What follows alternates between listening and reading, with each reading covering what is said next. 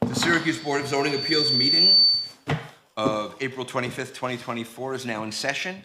The first order of business is to approve the minutes from the April 4th, 2024 meeting. Is there a motion to approve the minutes? I'll make a motion to approve the minutes. Is there a second? Second. Any modifications or discussion? If not, all in favor say aye. Aye. No opposition or abstention? Oh, you abstained. You weren't here. Okay. Note that Karen was not here. The minute, so we have, did we have enough people? Yeah. 1, 2, 3, 4. Good. Was Otis here last time? Yes. Yeah, of course. Yes, he was. Okay, the minutes are officially adopted.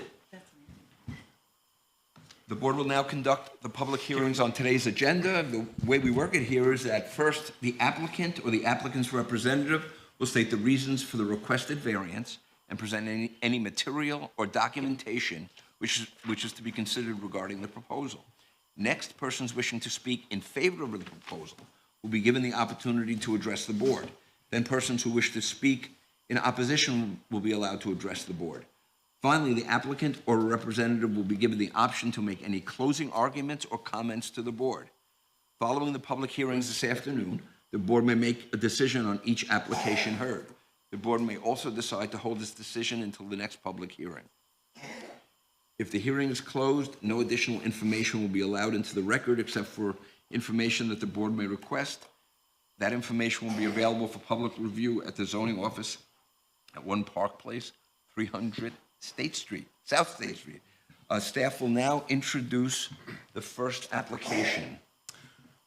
The first new business item this afternoon is a use variance application V-24-03, seeking to allow parking lot use in the R2 zone district located at 1201-1499 Salt Springs Road and Springfield Road, owner Lemoyne College. Is the applicant or representative here?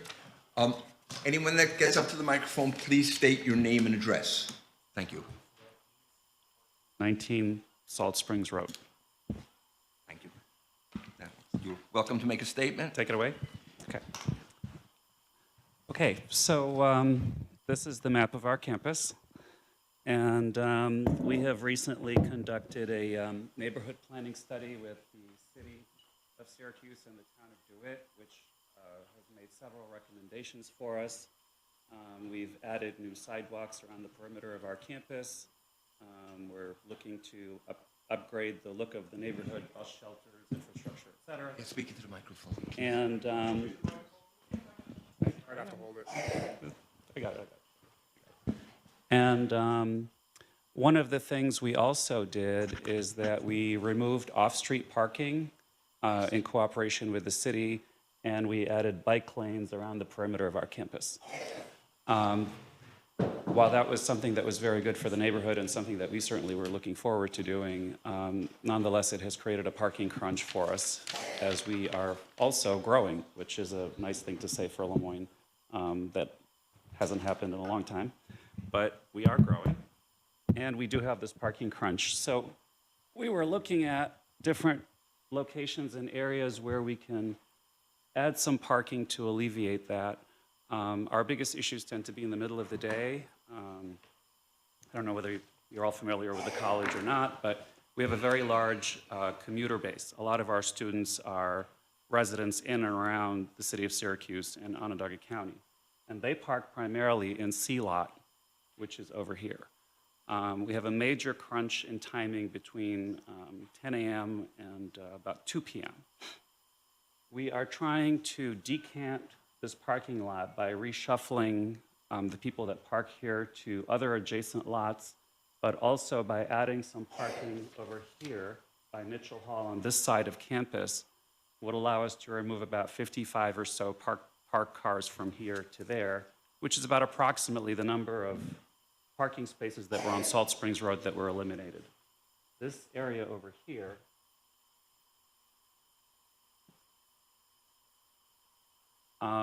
actually had a parking lot designed in it, I think in the 80s, and it ran through the whole process, but then the campus elected not to build it.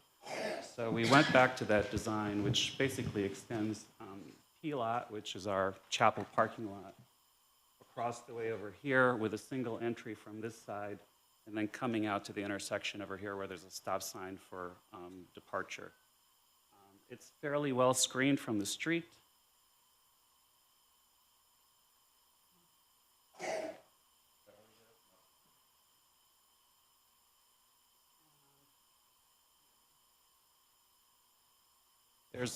There's a row of trees already there, and we are planning to add some more planting. There's a drastic change in elevation. When you're up on the hill, you're sort of way above the roof line of the adjacent houses, et cetera. It's fairly set back from the road. And that's basically what we're trying to do. Is there a sidewalk?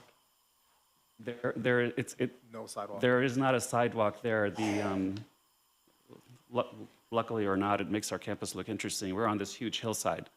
And in some areas, it's extremely difficult to get sidewalks that actually meet ADA. So there is no sidewalk, street sidewalk in this particular area. You would need a shovel. I'm sorry? You would need a shovel. Okay, sorry, I didn't understand, didn't get that. This being a use variance, there are four criteria that usually have to be met. And our first criteria for changing a use, which you're asking for, is to the applicant cannot realize a reasonable return. Now, Yes. Could you please detail why this is the only, if this is the only use you can have this for? One of the issues with this particular area of our property is that it has a covenant, for lack of a better term, placed on it. This is the Jesuit residence where the Jesuits on our campus live, which is actually a 2-acre parcel that's their property. Extending from that north, east, and southwest are the property lines, and they go to the street. It's a no-build zone. So we have no way of using that land for anything else. We cannot grow our campus there. We will never be able to put a building there. And so this is one way for us to develop it in a way that helps us out by placing parking there, because it's the only use really that is allowed. Right, so, I saw the covenant, and the covenant says that the only use is that they would allow is a parking lot. Right? Correct. So I just want to ask staff to explain to me that a covenant is the only legal way to go, and it kind of, I think I've used the word supersede, I don't know if that's the right word, the zoning law. It doesn't, the covenant doesn't supersede the zoning law, but in terms of the first criteria, which is what you're asking about, could they get a reasonable return from any other use allowed in the zone district? They can't, because the covenant restricts what they can do. So if you look at all the uses in, what is the district? R2, all the uses that are allowed in R2, what does the covenant allow them to have?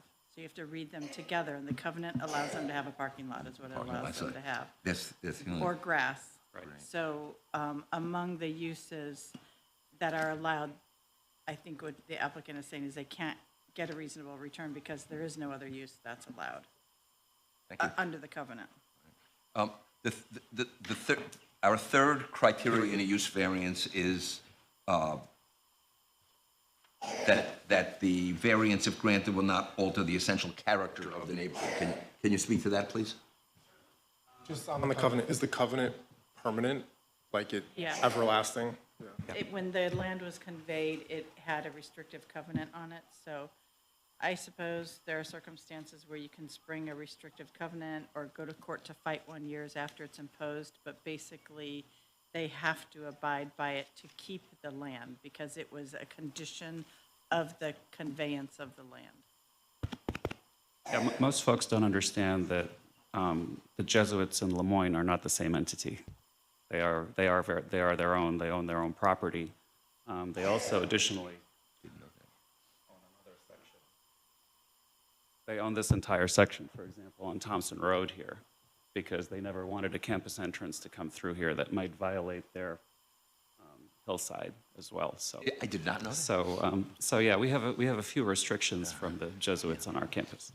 So in reference to the third criteria about, will it alter the character of the neighborhood, putting in the parking lot?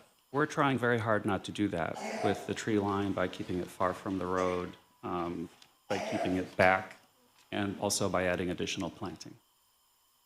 One of the, excuse me, a few of the comments from the public that were submitted, they said that trees were, that Lemoyne was going to plant trees in the past when they did parking lot work, and that never happened.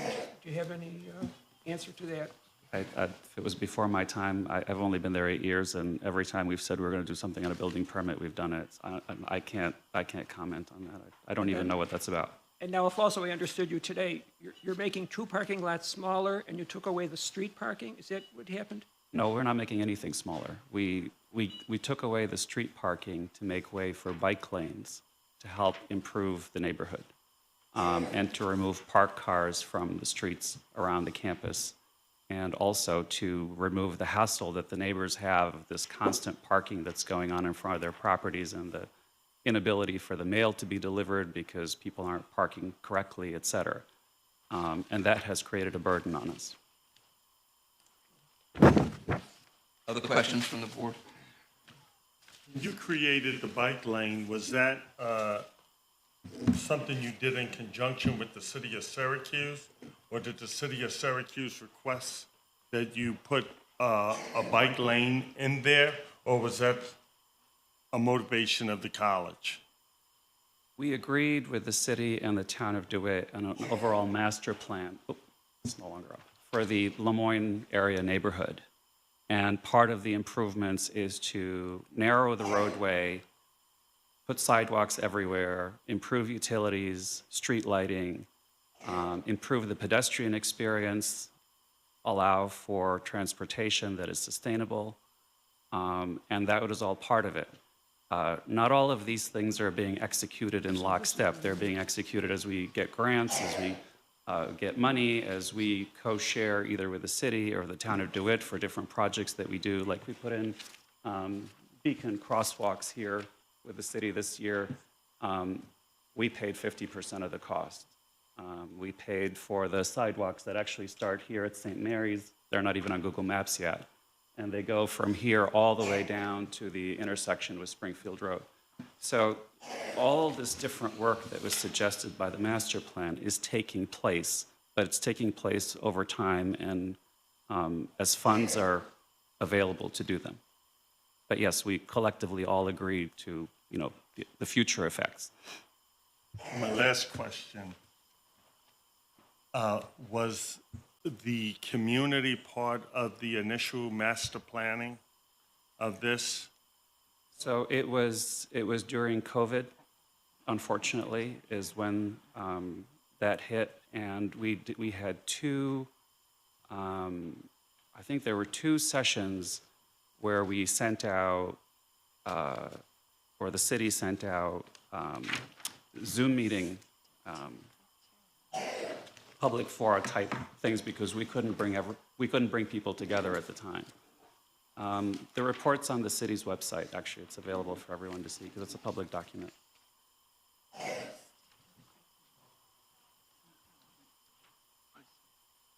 We all set? Yep. We all set? Is there anybody who wants to speak in favor of the application? Just when you have that, You got it. I'm sorry, but Okay. when you zoom back into where you're putting the parking lot, how does it connect or not connect to the parking lot next to it? They'll have, the entrance is going to be right across from where the other one is. We'll use our driveway to get in, and we're going to use this driveway to get out. So it'll be one way in only and one way out only. So does the frontage align with the kind of like green space of the lot to the right below? And then it basically becomes like one longer, in practice, linear parking area, right? Like you extend the parking area to the other parking area in practice. Can we pull up the plan so you can see? Here it is. I mean, It's right here. I know, but then it's just hard to see the connections to the other part, but I guess. It's not connected, it's just across, the driveways are aligned, is all I'm trying to explain. So Right, there, so as they're you come in, you go in separated this by way. an asphalt driveway. I Yeah. gotcha. Any other questions from the board? Okay. Thank you very much. Okay. You'll have to return that.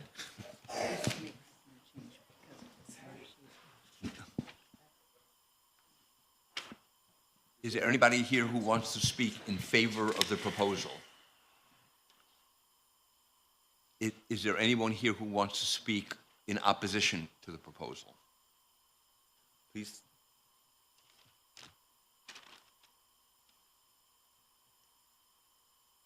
State your name. Would you please move that back a bit, a little more forward than it's supposed to be? Thank you. Good afternoon. My name is Jeff Chin. I am a member, I am a 25-year resident of the 1400 block of Salt Springs Road. You can see my house from the display there. I'm also a 41-year member of the faculty at Lemoyne. So there's a couple things that I'd like to speak to. We got the postcard from the city indicating that this meeting would be held, and thank you for the opportunity to come and speak in front of you. Prior to that postcard, we had no idea that this was happening.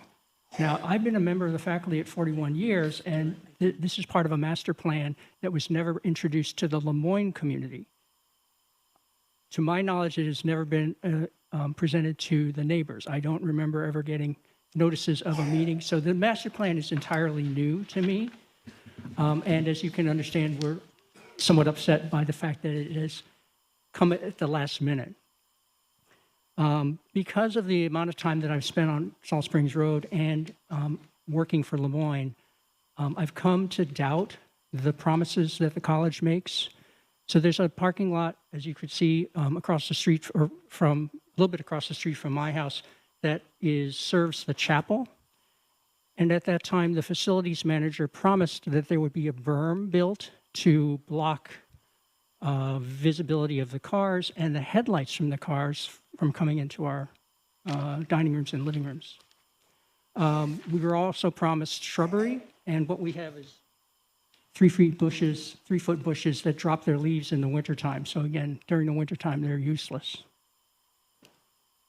I'll point out that the lot where the proposal is taking parking places away, the C lot, is currently a lot that does not face private property. It faces houses that Lemoyne owns. So there's nobody whose residence is going to be directly affected by the current parking.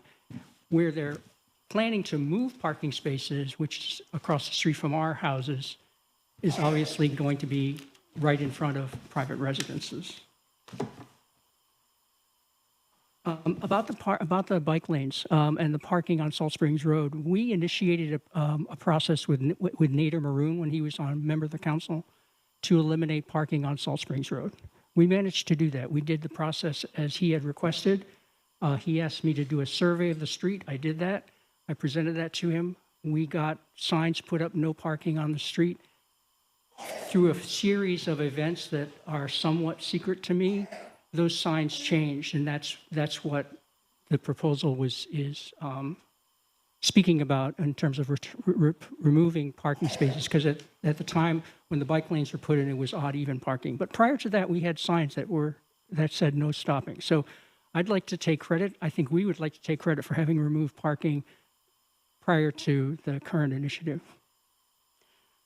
We, in the last couple of days, put together a series of bullet points that we'd like to present to council. This morning, I emailed them to zoning@syr.gov. Okay, I also have hard copies if that would be helpful. We have a hard copy. Thank you. Thank you. And I have a number of my neighbors who'd also like to speak. So again, thank you for the opportunity to speak to you. Thank you. Anybody else wish to speak in opposition? Good afternoon. My name is Ben DeRoy. I live on 1432 Salt Springs Road. I've lived there for 37 years. Where to start? Let me first start with the review of the short environmental assessment form, which is part 2 that you have in your booklet. I believe there's a number of untruths and misrepresentations. The parking lot will impact the intended use of the land. It will impair the character and quality of the existing community. It will adversely affect change in traffic. It will increase drainage and water problem. And it will decrease our property value and will affect our neighborhood in a negative way. When the first parking lot was built, and I'm losing track of time, we were promised that there would be a berm. There would be, shrubs that would block the lighting. That never happened. I mean, the berm that was put in, but yet if you look towards the Jesuits' home, there is a berm. The Jesuits themselves cannot see the parking lot. However, we as neighbors, we do. I live right across from the parking lot. The shrubs are non-existent. When faculty leaves at night and they hop in their car, the new cars these days, the lights are on. If I'm in my kitchen, in my living room, I'm looking at lights. I'm looking at lights.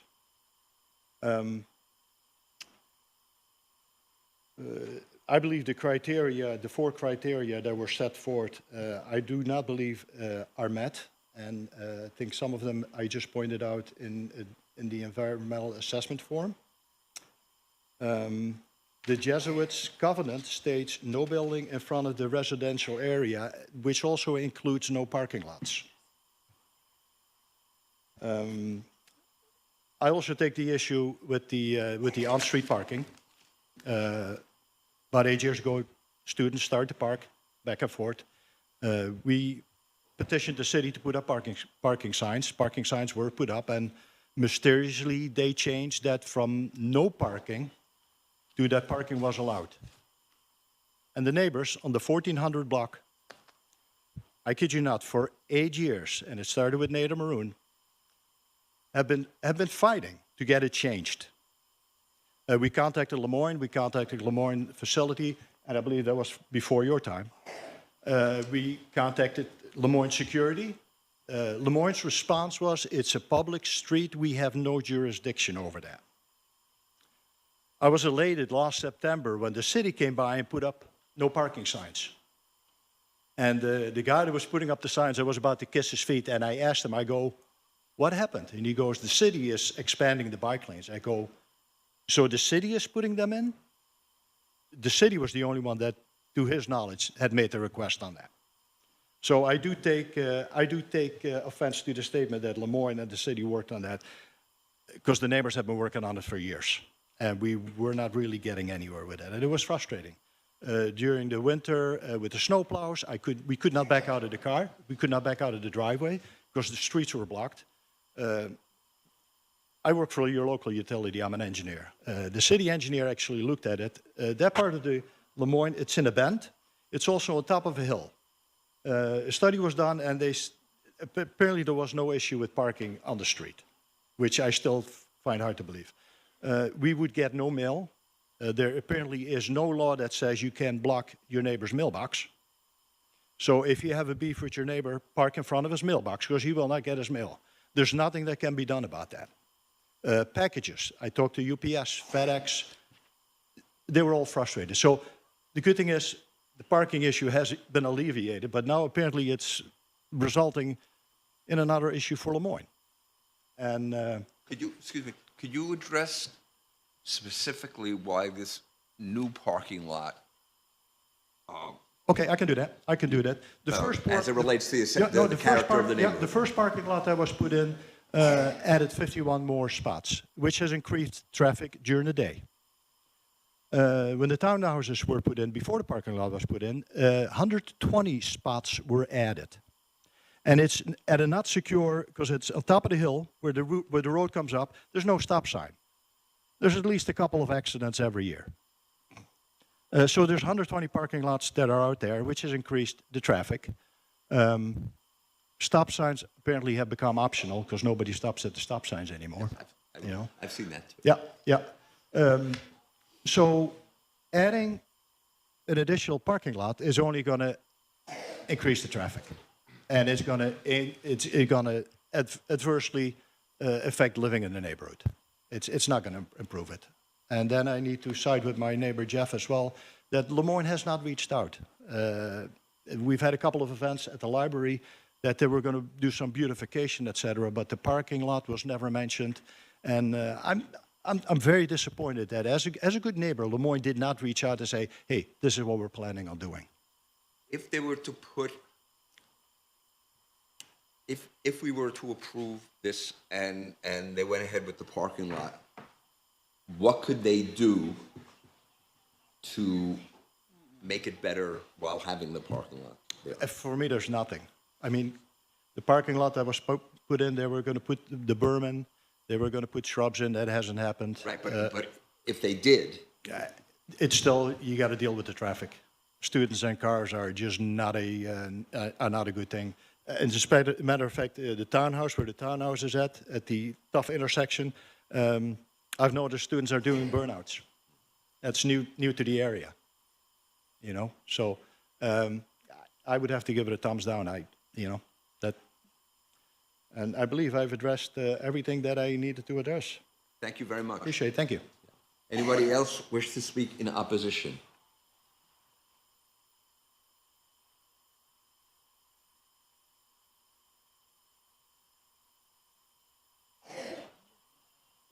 I'm Ken Foster, and I live at 1462 Salt Springs Road, directly across from where this proposed parking area is. And I'm retired, so I'm the only person on that block that's been there longer than the 37 years of Ben. I've been there 39 years, and so this is the first time that I've seen that they're really, Lemoyne has lost its focus, I think, lost its generosity to the neighborhood. They're proposing to put a parking lot. They have plenty of areas to put a parking lot that would be equally effective. If you look at the map here, for example, let's see, if we go, that's where the proposal is, where the trees are. Those half the trees that they're proposed to take down, I see from my home office. But if you go down Salt Springs Road to where they have the other direction, where they have the dorms. The other direction. So go west. Go west. Left. Keep on going. More. Yes, you see the big parking lot there? That one could easily be expanded. You easily could get 58 more slots there with, I think, probably no harm to the, or objection from the neighborhood. And I think that would be much more, it would be better than where they're proposing to put it. The proposal, I noticed they're going to remove a dozen trees, mature trees, for the new lot. They're going to put in, they propose to put in some pine trees. And across the street from where I am, I look at the pine trees. All you see is the trunk. What good is a trunk in hiding a parking lot? No good whatsoever. You see it straight through. So trunks don't do any good. They may be evergreen, but they're evergreen way up off the ground. And there's no berm. It's very difficult to put a berm there because they wanted to stay away from the Jesuit residents. But so they moved it as close as they could to the street. And so there's no way physically that you can put in a berm that would actually do any good. And I would see right over it from from my home office. And so it's an action that would reduce my property value. And one of these days, I'm older than you guys, I'm going to age out, as it were, one way or another, almost a euphemism for something else. But I'm going to age out, and it's not going to affect me. But I think in terms of Lemoyne, it creates it's a public area as far as concerned. It's visually very bad to stuff a parking lot right on the sort of presentation face of Lemoyne.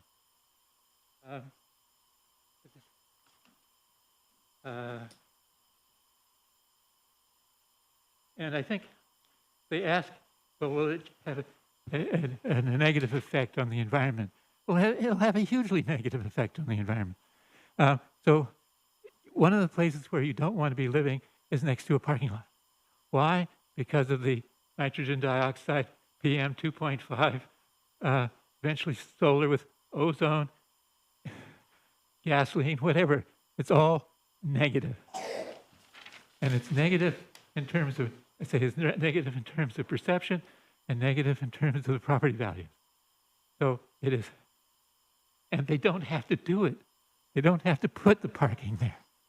There's other places which would have the same problems. So I feel, even though I know I'm going to age out, it's inevitable, and therefore have to leave, I guess. Okay. But you get my point, okay? Yes, I do get your point. Thank you. Okay. Thank you very much. Anybody else who wishes to speak in opposition?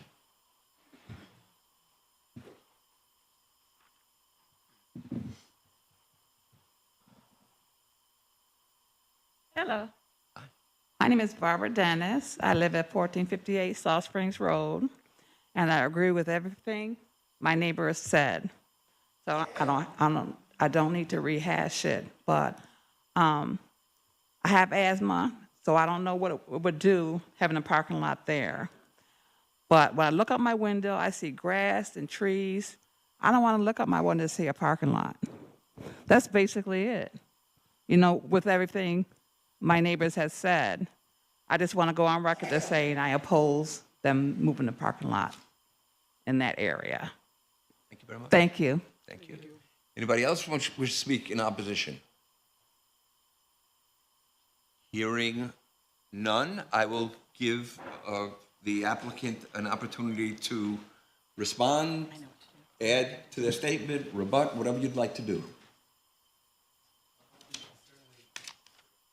Over bronchitis, so I'm a little sore. But I certainly appreciate everything that everybody has brought up, and it's not easy to live next to the college, which is in a residential neighborhood.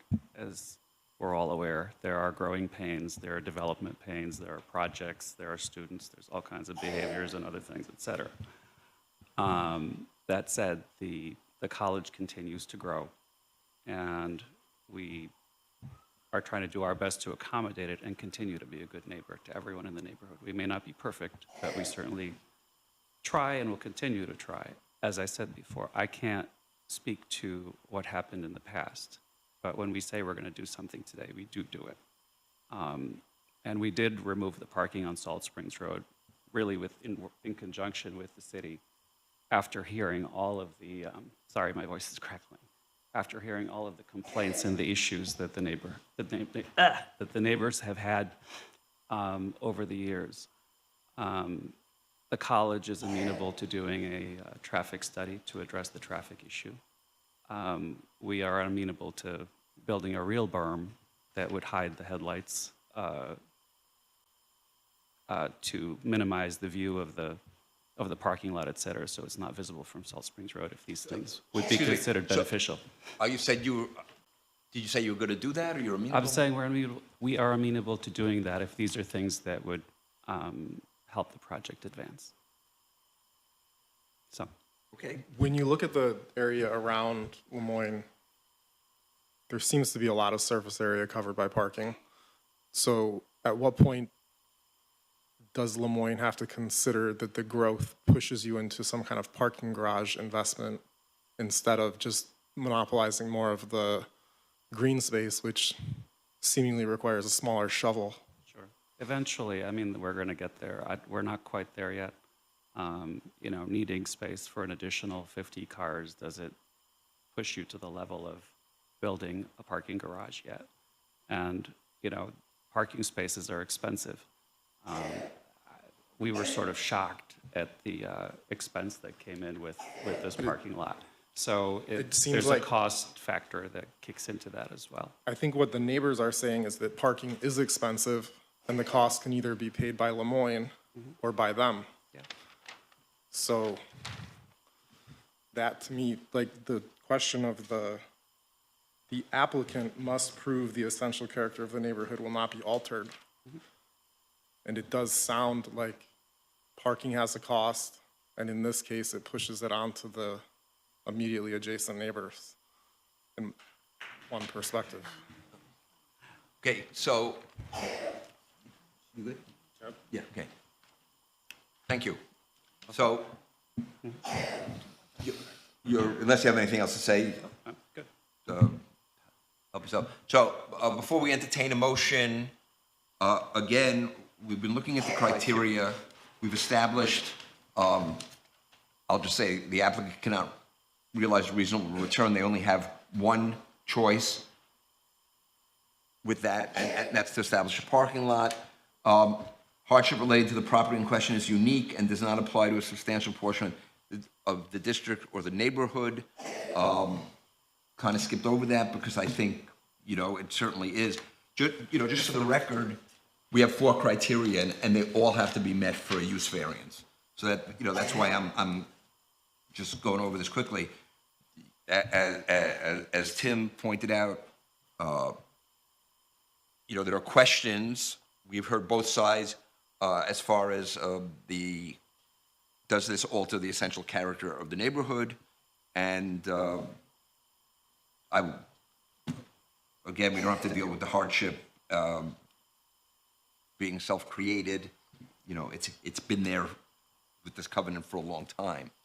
So I guess I have some thoughts, but should I ask for the motion first?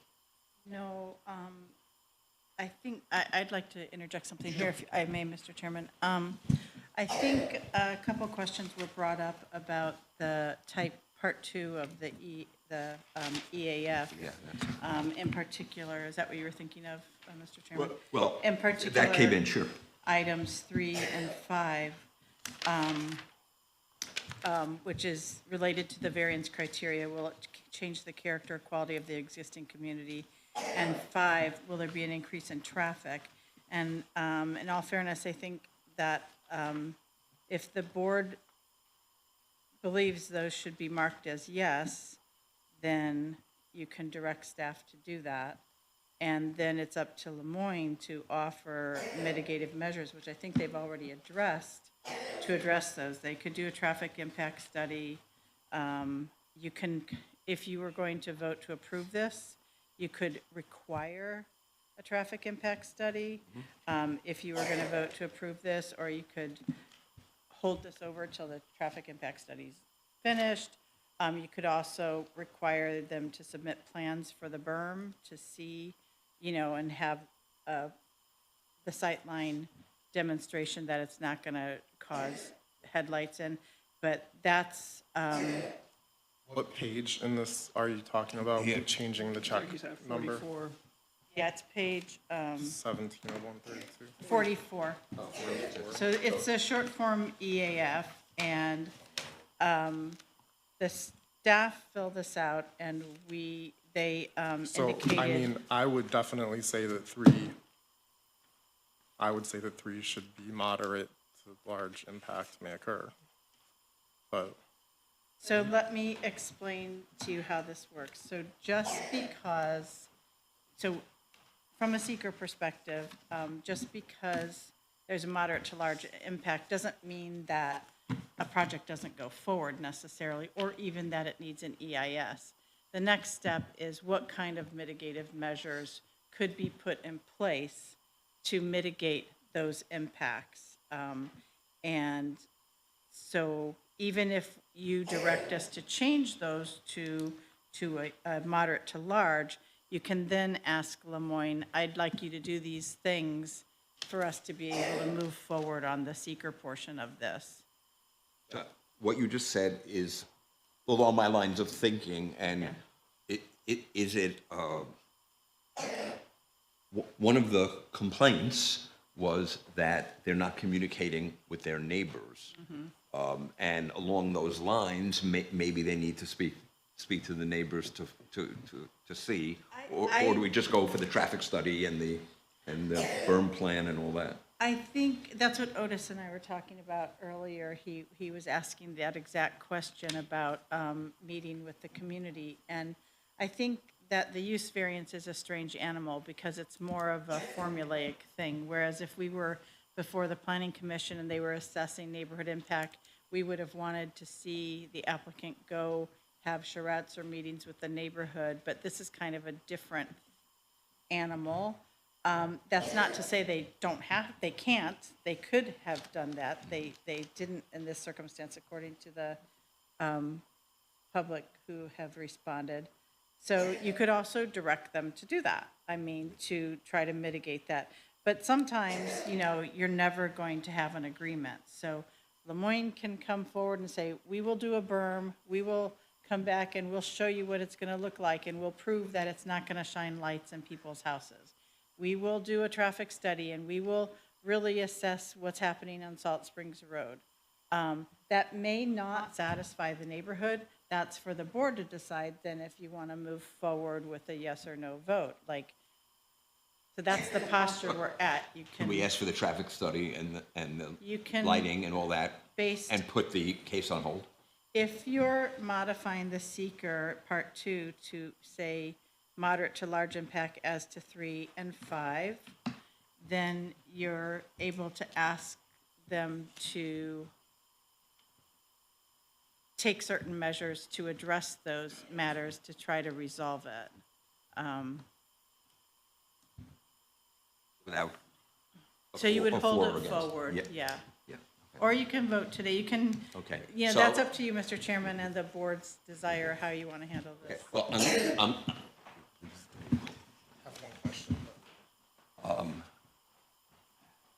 we just, Take him to the bathroom. 1, 2, 3, 4. I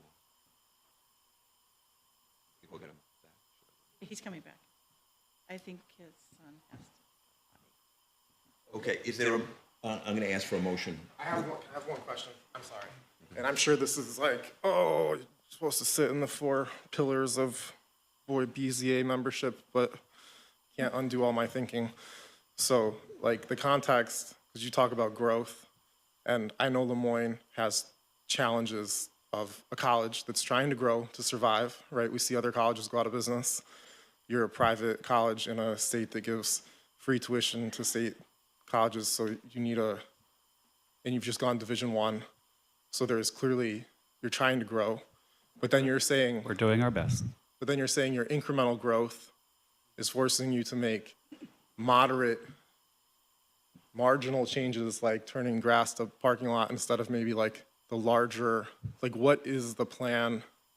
It seems like you have to achieve a level of growth to be sustainable, and I'm sure that isn't 60 students maybe, or whatever the 60 spots get you, but so it feels almost like undermining the long-term interest. If the plan is to grow more, why not have a plan that deals with the space? Let me. Yeah, sorry, but Yeah, does, I think we have to talk about this within the criteria. I mean, that's part So- of, I think, the essential Mr. character of the Chairman, neighborhood, yeah, because it has to it do is- with the planning. Has to do with the comprehensive plan. And I think what Lemoyne could come back to do is, we previously did a pre-application meeting, which is required by rezone with Lemoyne, and maybe go through those criteria again and have them make a more comprehensive presentation about how, and specifically the case law-based part of altering the essential character of the neighborhood. The board here considers the underlying zoning scheme and land use scheme set forth in the comp plan. So the comp plan isn't going to address, and frankly, Lemoyne's growth plan isn't really relevant, but it is relevant how their plans fit in with the comprehensive plan and what we have designated both in our goals and objectives in the comp plan for that area. So you can also ask them to address these criteria more directly. It seems that the character of the neighborhood is a sticking point. And so, I'd just like to say, part of the character of the neighborhood is the Lemoyne campus. The rolling, grass, the parkways, the fields, the woods, all of that is also part of the character of the neighborhood. So I think to just sway it and say this is all bad and this is all good isn't really accurate. The college is part of the neighborhood character as well. That's all the point I'm trying to make. you've just addressed it. I don't think you have to come back to address it. I think you just addressed it. Well, we also try to be good neighbors. It may not be great 100% of the time, but that's certainly always what we try to do. Just to clarify, I'm not a decision maker. I understand. I have to advise them and help them understand how to move I forward. know how it works. I so- served on the preservation board for 12 years, Yeah. working with the Secretary of the Interior Standards. I get it. Okay, well, I think it might be good to start with, does anybody have a motion? And the motion will be for, against, hold?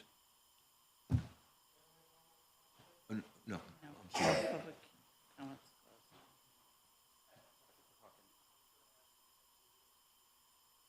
Excuse me. You can't. We gotta You come. close public comment. Yeah, He yes, I can't. know, yeah, I know, yeah. A motion.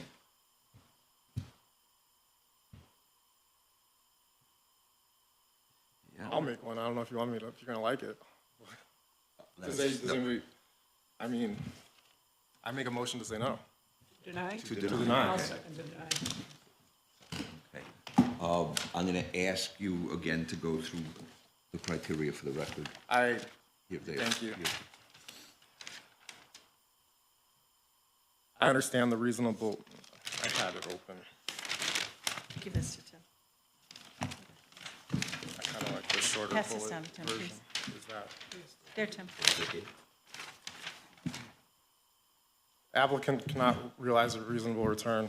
I sort of accept that it's hard to get more of a return than the parking lot. Hardship relating to the property in question is unique and does not apply a substantial. Hardship relating to the property in question is unique and does not apply to a substantial portion of the district or neighborhood. I do think it affects the neighborhood. Mr. Uniqueness of hardship. No, so this is the not self-inflicted, right?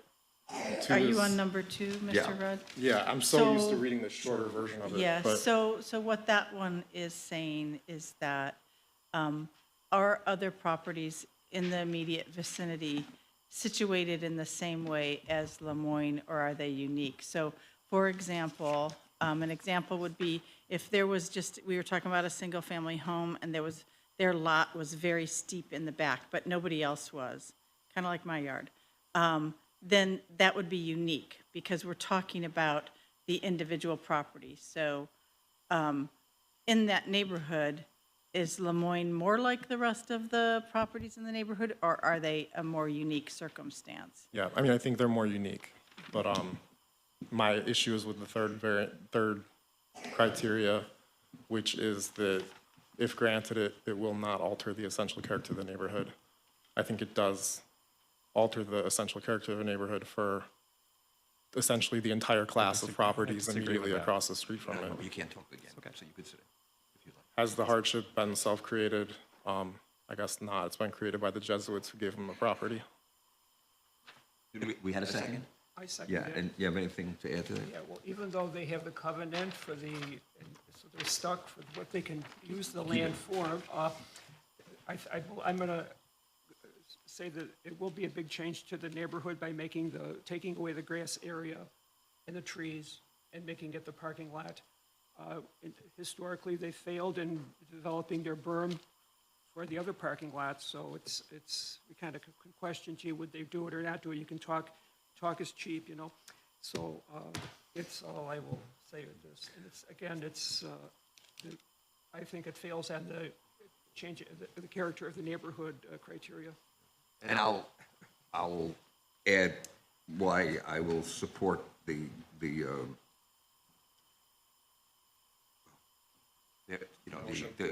motion. Thank you.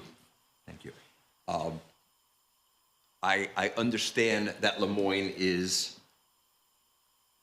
the bulk of the neighborhood, but there's residences there. They have their concerns. I think they've shown us what the problems are.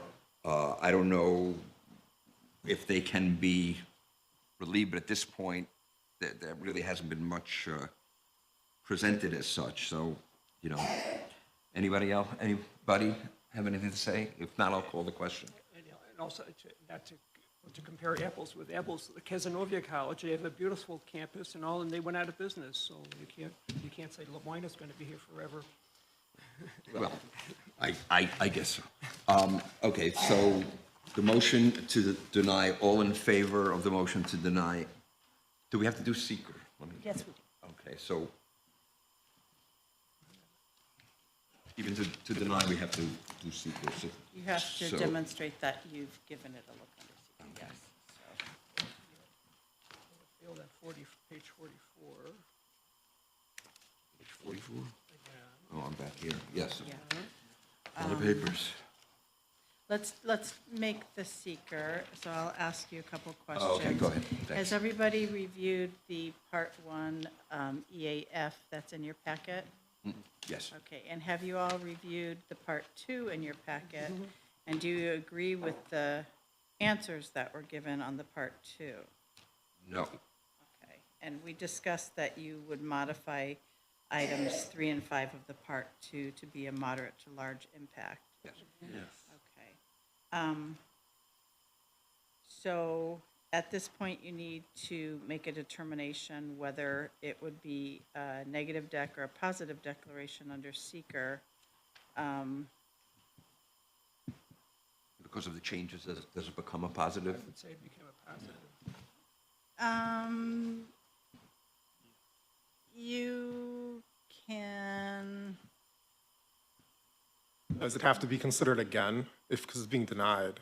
yeah. Does it then have to be That was the considered other a thing I second wanted to time? mention to you is that,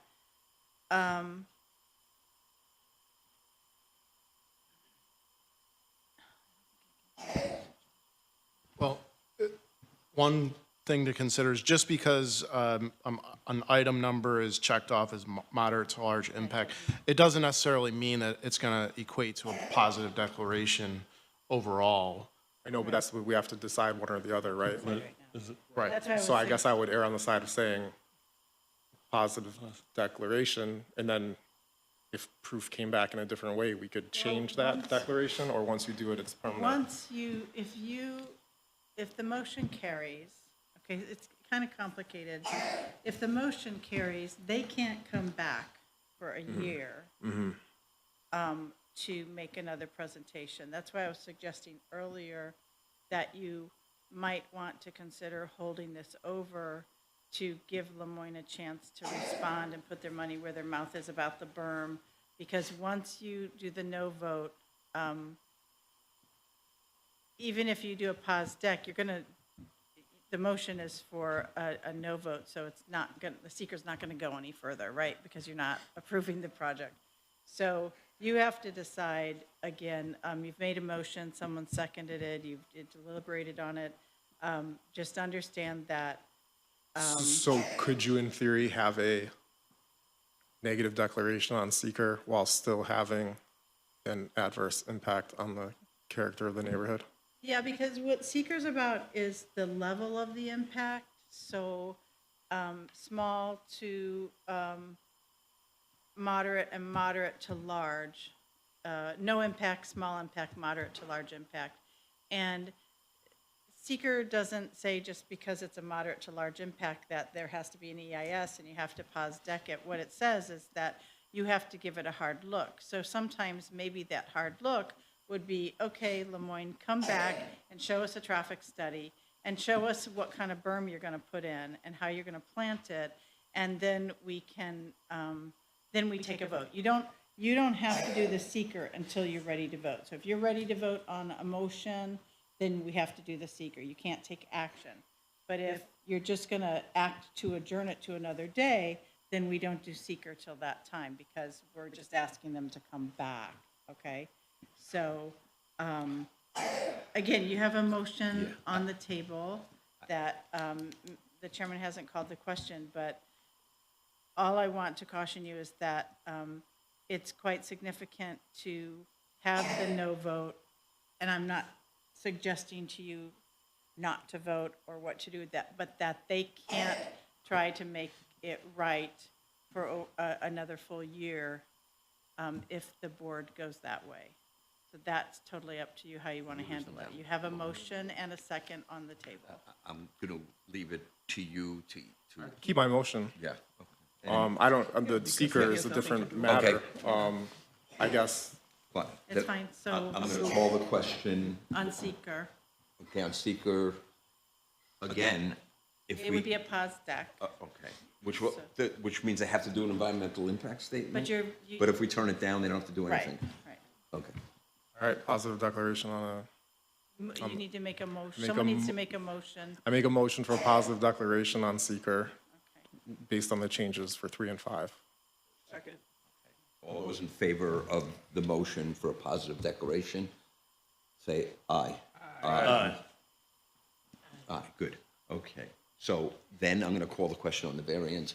All those in favor of the motion to, for a no on the variance, say aye. Aye.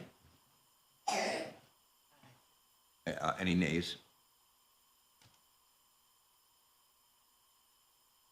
It's already, we have 4, so, Four. Yeah, but we need your vote. I know. Can I abstain? All right, nay. Okay, the motion's approved 4-1. Let's go to our next case.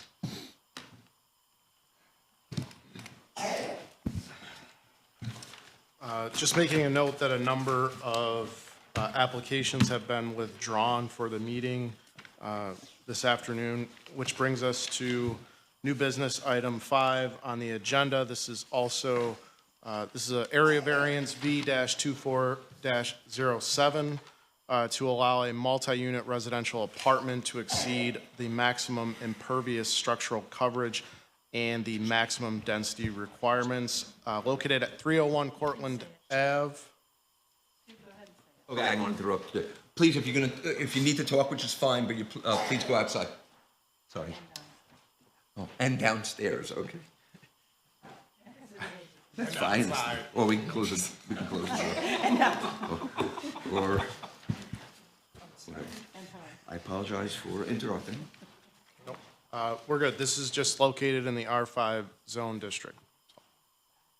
All right. So my name is Ben Harrell with CHA Consulting here on behalf of the applicant. Address is 300 South State Street, Suite 600. So before I dive into the standards of proof, I just want to give a little background on the project and what Helio Health does and the intent of the project.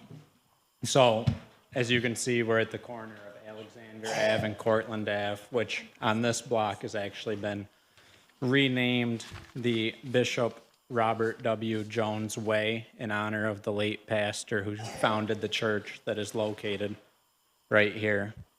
He founded that church in 1956, and the church has created the community development organization, the Robert and Marjorie Jones Community Development, that has acquired all of these parcels that you see on the map over the years to create a high-quality, affordable community. That was the intent of the organization.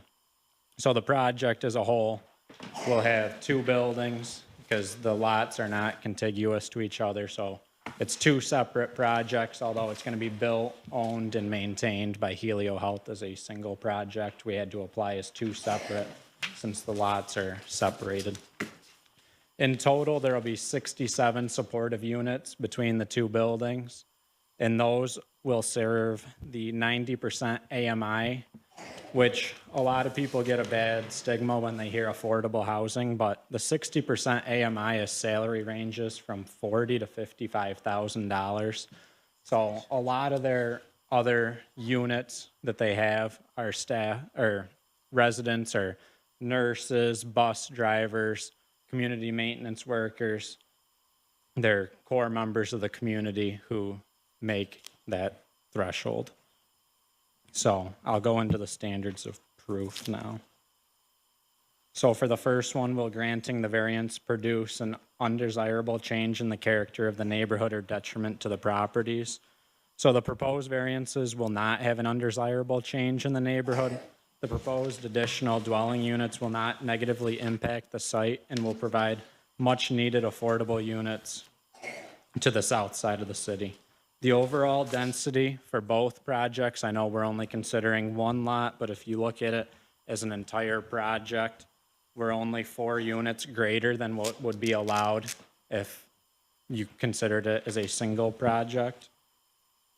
The requested increase in structural coverage will also not negatively impact the neighborhood, as parking, as you can see, is located below the building.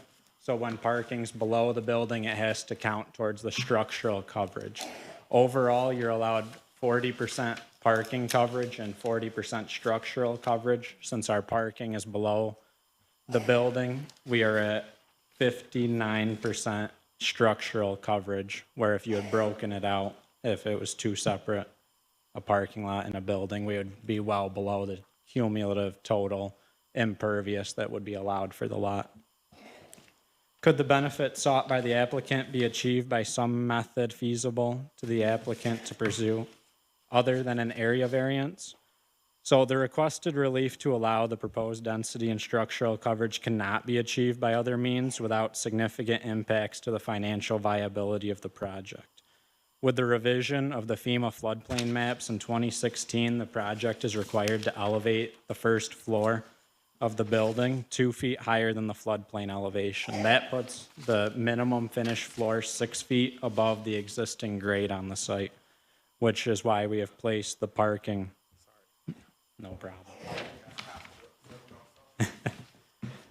So based on that floodplain protection laws, the most efficient use was to place the parking below and increase the structural coverage.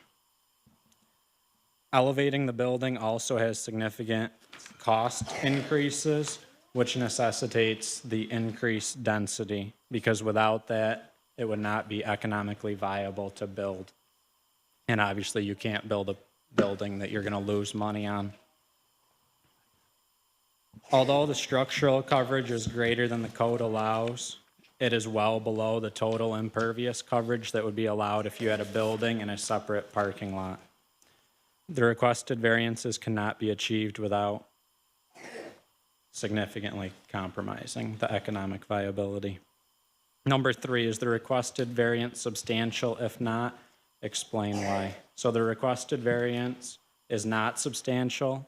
The variance provides the minimal relief necessary to create a viable project to provide affordable housing with integrated permanent supportive housing while reducing the request as much as possible. The request for increased density is not substantial because when you consider the 2 lots as a single project, and which is how they'll be constructed and operated, it's only a 6% increase over the allowed density. This is a very small increase over what's allowed, and it's 100% necessitated by the floodplain issue and the additional expense. The request for increased structural coverage is not substantial either, as the total coverage of the lot is well below the total allowed coverage of 80% if you looked at parking and structural separately. So that means the project's providing far more green space than if it had been built as a traditional building and standalone parking lot separately. Will the proposed variance have an adverse effect or impact on the physical or environmental conditions of the neighborhood or district? So the requested variance will not have an adverse impact on the environmental conditions of the neighborhood. The variance provides the minimal relief necessary for a financially viable package that will provide essential, affordable, and supportive housing. The project will also provide more green space and open space than what is required for the project. And then finally, number 5, is the alleged difficulty self-created? Consideration shall be relevant to the decision of the Zoning Board of Appeals, but shall not necessarily preclude the granting of the area variance. So the request we consider is not self-created for increased density or structural coverage, while the variances have been minimized to the maximum extent practical. It is it's needed to create a viable project. So based on the additional cost to elevate the building out of the floodplain to meet the city's local floodplain protection law, the difficulty was created by the revision of the FEMA floodplain maps in 2016. And that's all I have for the standards of proof. So I'll let the board ask any questions you might Any have. questions from the board?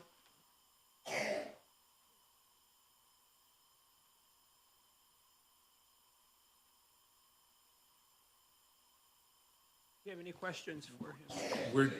We're doing the same 4 criteria that we just did, right? Same. Jake, we can go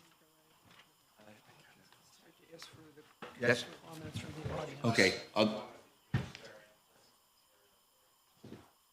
Should be it says the the use- 5 criteria. Does it say use thing? Oh, it's an area variance. Oh, it's an area variance, okay, gotcha. Other questions from the board? Yeah, I just have one question. I know that based on some of the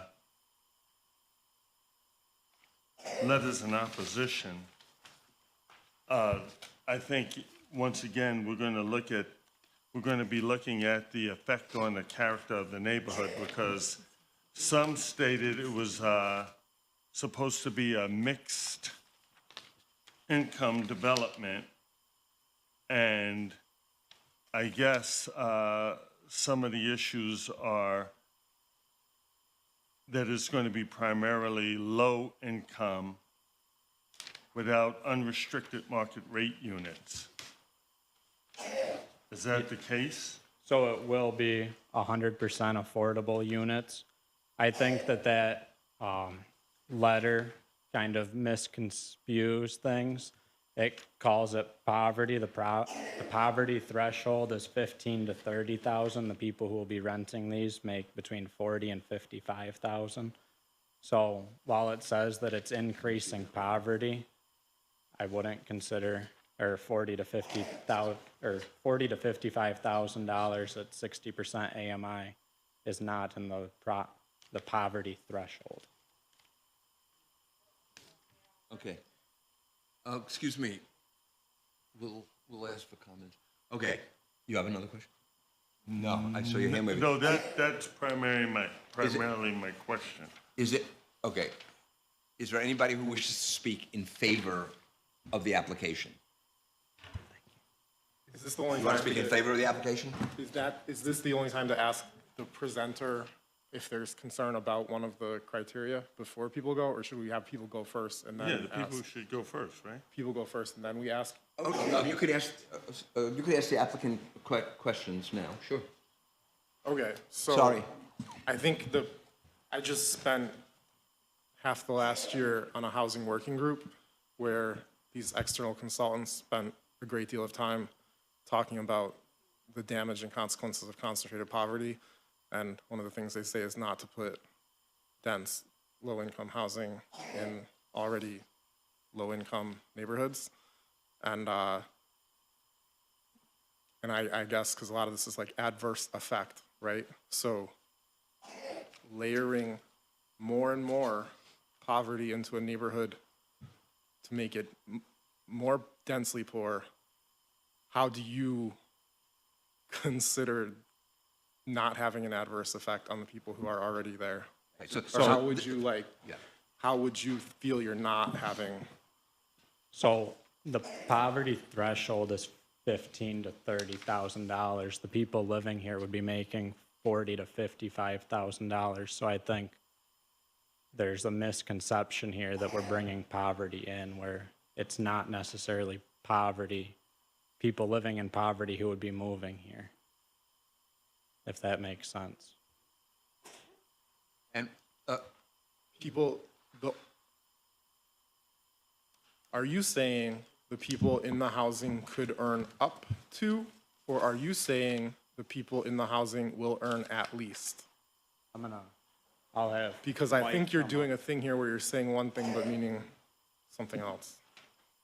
tell us who you are, please, and your Hi address. there. I'm Mike Demler. I'm the development consultant. So we did the math and the tax credit applications. And the answer to your question is that they get regulated to 60% of AMI, and we can only charge them 30% of their income. So it is literally a minimum.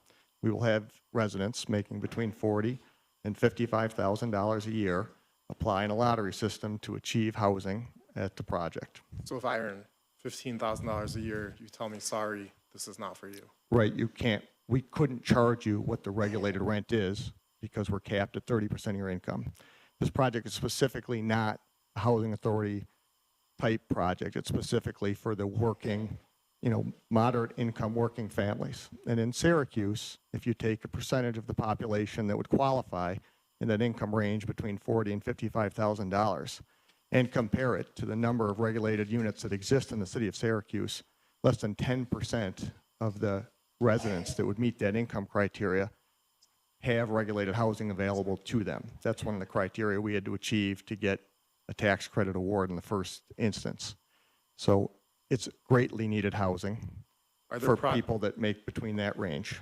Are there projects or maybe Helio projects that are comparable? That Sure. would be an example? Which would they be? Star Park is on State Fair Boulevard. It's almost identical. It's, I think, 60 units, same income bands. The reason it's called mixed income is because there's a range of incomes that would qualify for the property. And we also own, or Helio owns Catherine Street Apartments, which is a little bit different, but it still has the same categories of low-income housing tax credit residents. And your questions are geared at these, speaking about the character of the neighborhood specifically, right? And then it's only adding, the variance isn't to make it multifamily, it's to add a few units. I mean, it's already approved. We didn't need a variance to do something like 62 units. We could get the engineer back up again. This is a fairly moderate issue, but the fact of the matter is the floodplain added a significant amount of money onto it, and each additional unit helped alleviate the burdens of picking it up above the floodplain. But it's a very nominal. It's not like apartment building versus no apartment building. It's 67 units But aren't versus. you saying the nominal difference is critical to your threshold to be able absolutely. to complete the project? Because he spoke about the economic viability of the project, and I think I'm just trying to ask about the economic viability of the neighborhood. But that's, I mean, So how would 62 units materially impact the neighborhood that's, or wouldn't, and 67 would? Like, this isn't a 0 to 67. Like, we're asking for just a you're few going extra from units. 60, you're allowed 62, but this is for 67. Yeah, so does 5 extra units sort of materially change what the building would look like as 62 units? I mean, it materially changed the math, but I don't know that that speaks to the nature of the community. And I think Star Park, I hope people know where it is. I'm not aware of any issues that ever happened. It's beautiful. It's one of the nicest apartment buildings in that area. And these will be equally. We're spending far more than a market rate apartment developer would spend. We're upwards of $400,000 a unit to make it green and energy efficient, sustainable. And we have to fund huge reserves to go out 30 years. It's far better than what we could build as just a market rate apartment building. So, I'll ask counsel, correct me if I'm wrong, but, or Jake, that we're just evaluating this based on the 5 units, not the 62. It's 60, not 62 This isn't even units. 60 because it's just one of the two pieces, right? They're just being transparent by saying they're together. At least I read it as it was 37. So are you going from Yeah, 30? there's two different parcels. It's a total of 67 between the two of them. So is But this, we could have done 62 as a standalone project. so So it's really 1.5 per parcel. You're adding 5 units to the whole, Yes, to the 2.5. entire proposal. Yeah, it's not Okay. quite that simple, but it's close to, it's 2 for one and 3 for the other. So they're asking two things. One is to have more units than they would otherwise be allowed.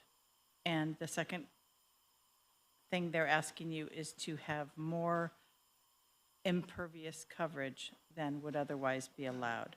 So I guess essentially you're right about the first one. It's really, they're entitled to have X number of units. The question before you is, can they go a few units above that base amount that they're permitted to have? Okay, so that's, and I would point out also that one of the letters you received talks about the mixed income development, but the fact is that the way the code is written right now, the mixed income development criteria merely says that if you're building X number of units, you must dedicate 10% as affordable units. And if it's a higher level, then you must dedicate 12%. So right now, the ordinance doesn't care if it's all affordable. It can be. You still have to dedicate 12% or 10%. So, This is 100%. right. I know, but the irony is the threshold is set for neighborhoods that aren't poor rather than for neighborhoods that are poor. So like, Yeah, in yeah. a weird No, way, I'm we not end up speaking to that, considering. Mr. Rudd. I know. Your point is well taken.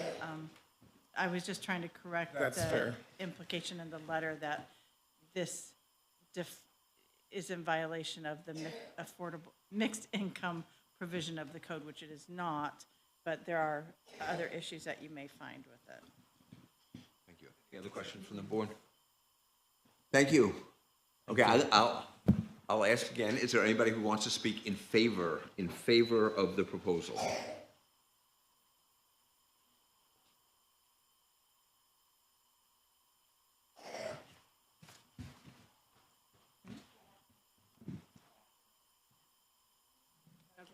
Just speak a little, I think if you speak, no. Oh, speak louder. Yeah, speak louder. You state your name and address, please. Okay, my name is Alberta Abrams. My address is 4896 Bryn Mawr Drive, Syracuse, New York.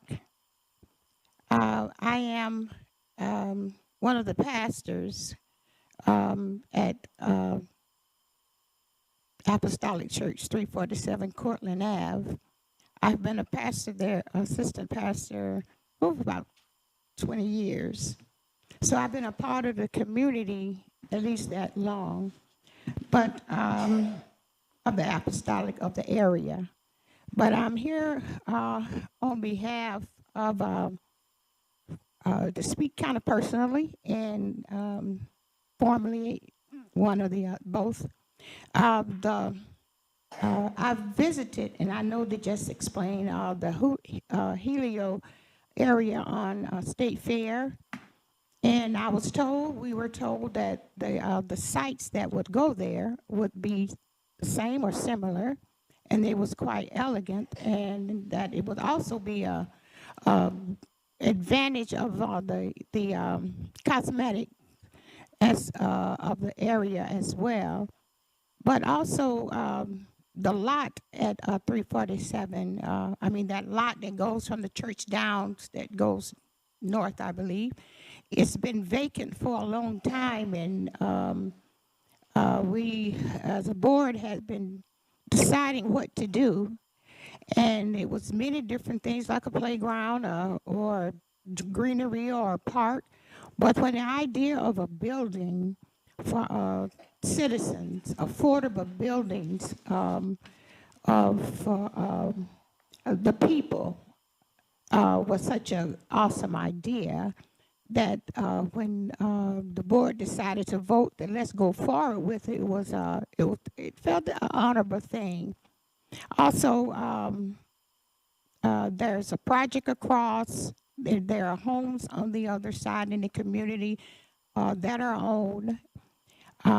So they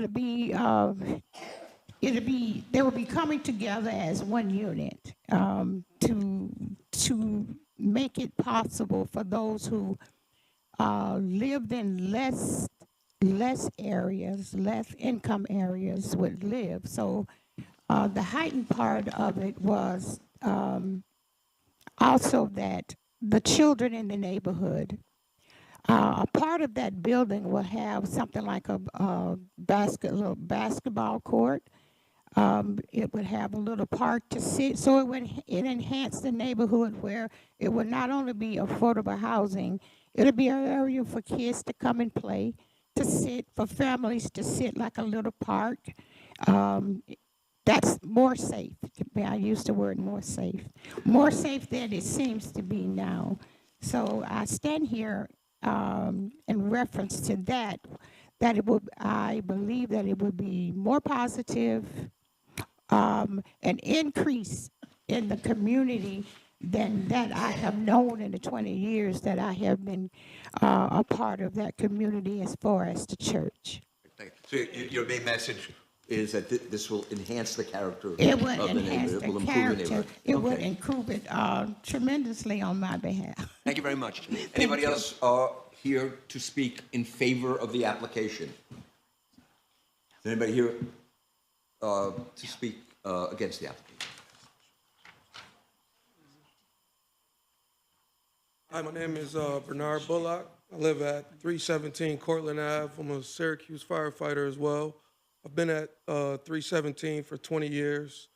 Before I was there, my mother lived there. Before her, my grandfather did. So I've known the area my whole life.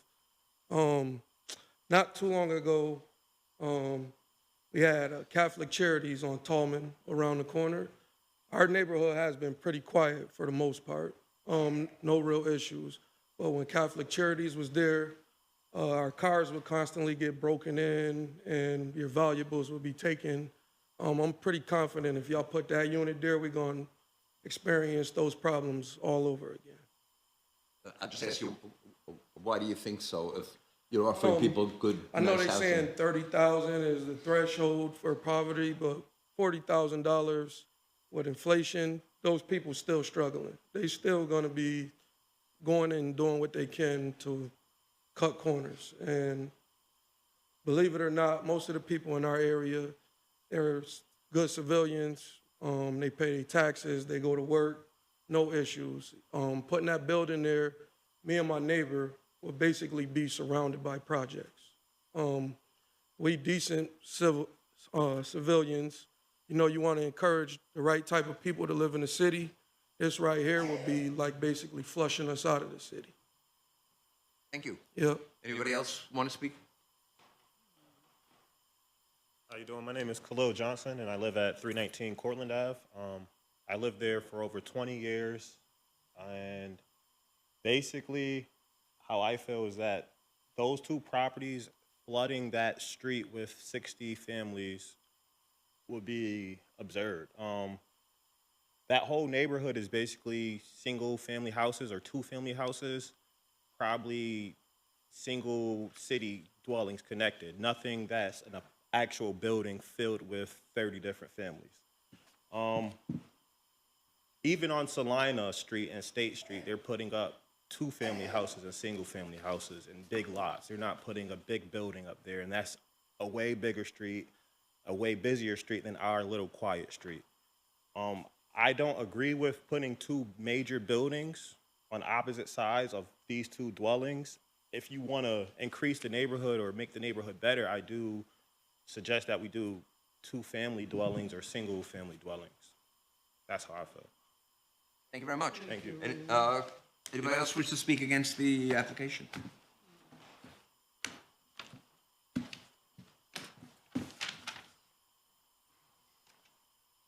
How you doing? My name is Raynard Bullock, and I live at 317 Cortland Ave.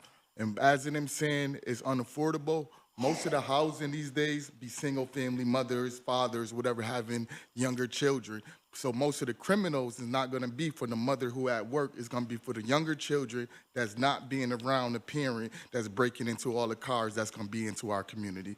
And that's all I would like to say. Thank you. Anybody else wish to speak? Come on down. My name is Katrina Dilly Jones, and I have property at 311 Cortland Ave, but I also was raised at 315 Cortland Ave. And the house that's at 309 Cortland Ave, you seeing that it's going to be demolished and stuff. But why would the families that live there want to sit there and look at a big high-rise building? And second of all, we weren't, as far as property owners, I never received anything in the mail concerning all of this stuff that's going on. I don't know about anybody else, and I informed some of the other residents about this meeting today, and we have not gotten anything. And I pay my taxes, and everyone else pay their taxes, so we should be informed. Letters should have came to our homes. We should have been informed about this project that's going on. Right now, I'm not really for it because, like he said, why not put single-family homes or two-family homes versus a big building? Because the people that live at 315 and 319 and 317, you're going to be looking at just this big old building that's just sitting there. It's 3 stories. I don't know if you can call it high-rise. but, Well, you know, I mean, a two-family I understand your house- point. Right, just- but a just for the- two-family house is like 2 stories, but you're going up another story. Yeah. So when you look out there, when they look out their window, they see this big building. Larger than. Yeah, what- it's what larger you than see, a yeah. two-family home. Gotcha. Okay, thank you. Anybody else wish to speak in opposition?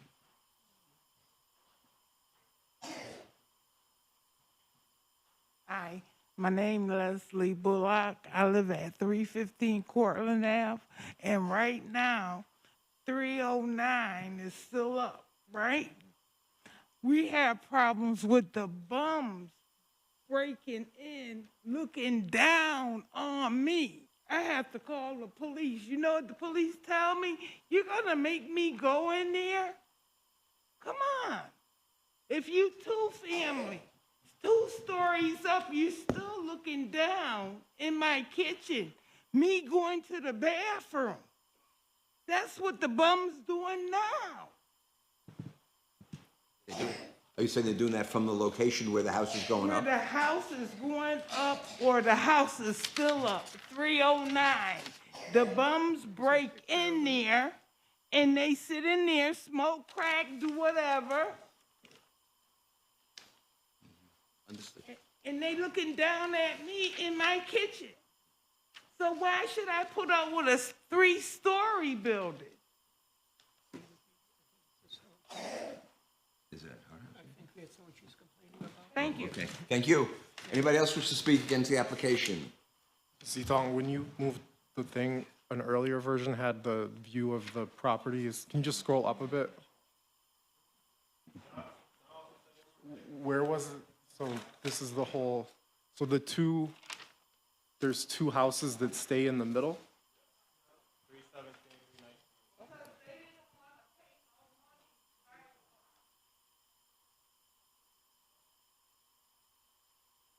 Yeah, I'm closing this part of the hearing.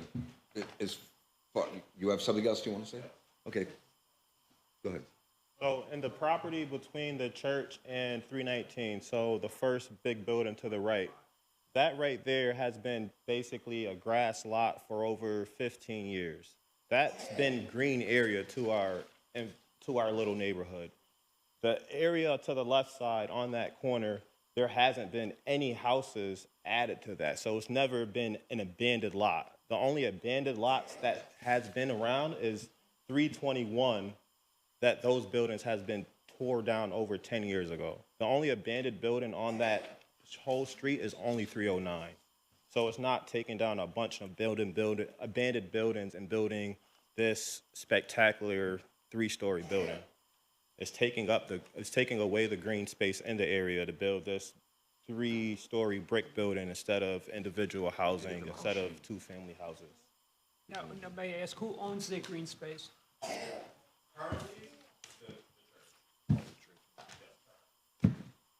Thank you. Yeah, okay. Okay, thank you. I'm going to ask if the applicant wants to respond, add information, rebut, whatever you'd like to state. So just a couple pieces of information. The two houses in the middle, we made offers to purchase them. The sellers were only allowed to pay fair market value. We offered appraised value, and they wouldn't sell. We would have just as soon had both of those houses, and we couldn't make that happen. We can't force private residents to sell. It's already zoned R5. So the misnomer that it's going to be a single-family house is not, it's just not the case. There is... But they didn't say it was going to be. Who said it's going to be a single family? The residents are asking for it to be single-family houses, and I'm just saying it's already R5. Like, whoever develops it is likely to take advantage of the zoning that exists there, and for better or for worse, one's R5 and one's RX1/R5. I don't know how the zoning came to pass, but that's what the zoning is, and the church can't be penalized. You can't tell them that, well, it's R5, but not for you. For you, it's something else. Secondly, this always gets a little bit uncomfortable. Like, it is impermissible to deny housing to people based on their income.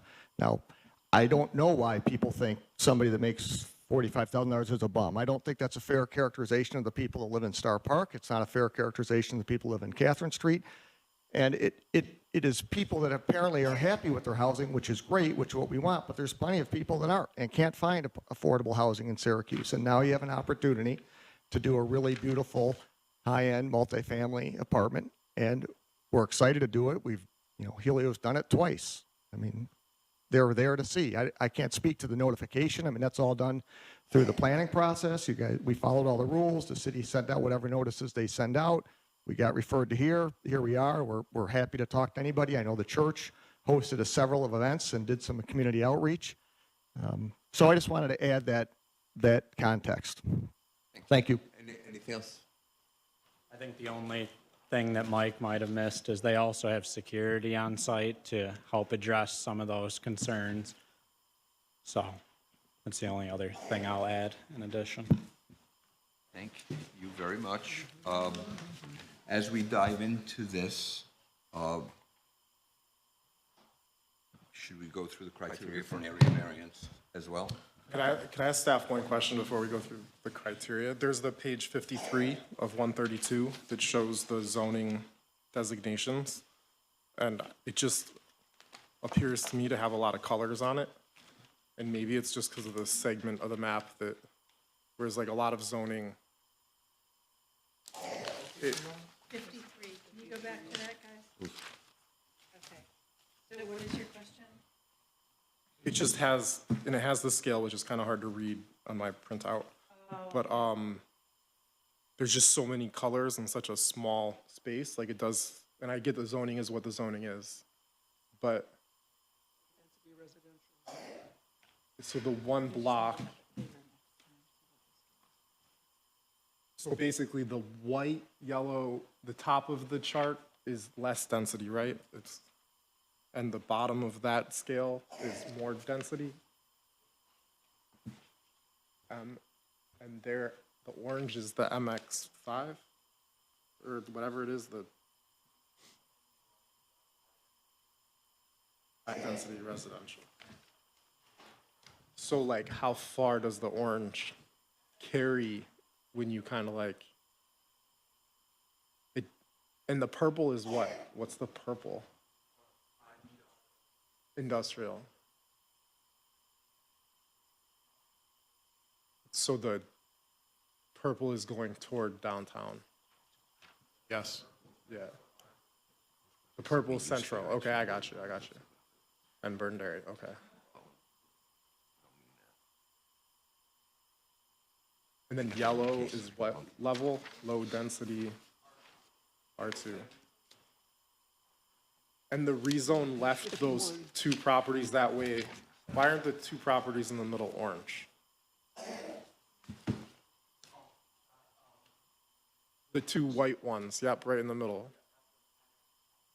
I know why would, it just seems strange. I don't mean to like, but like, there's a whole block of orange. That's just the zoning, Mr. Rudd. That is how the zoning map was adopted by the Common Council. Okay. That is how it is right now. We are going to do a comprehensive review in the coming year to address issues like that with the So, map. There's a store at that location. There's a store.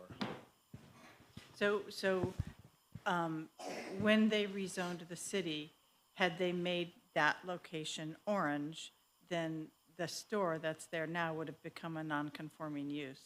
So I think, and none of us were involved in it, but what they tried to do was to accommodate existing businesses so that they wouldn't become non-conforming, because once you're non-conforming use or non-conforming structure, there are very strict limitations on it. Okay, that helps. Thank you. Thank you. Should I ask for a motion, or should we discuss? Before you do, for the record, just to note, on top of the individuals present at the meeting today, we received 2 letters of opposition, which all of you have received, but just putting that on the record.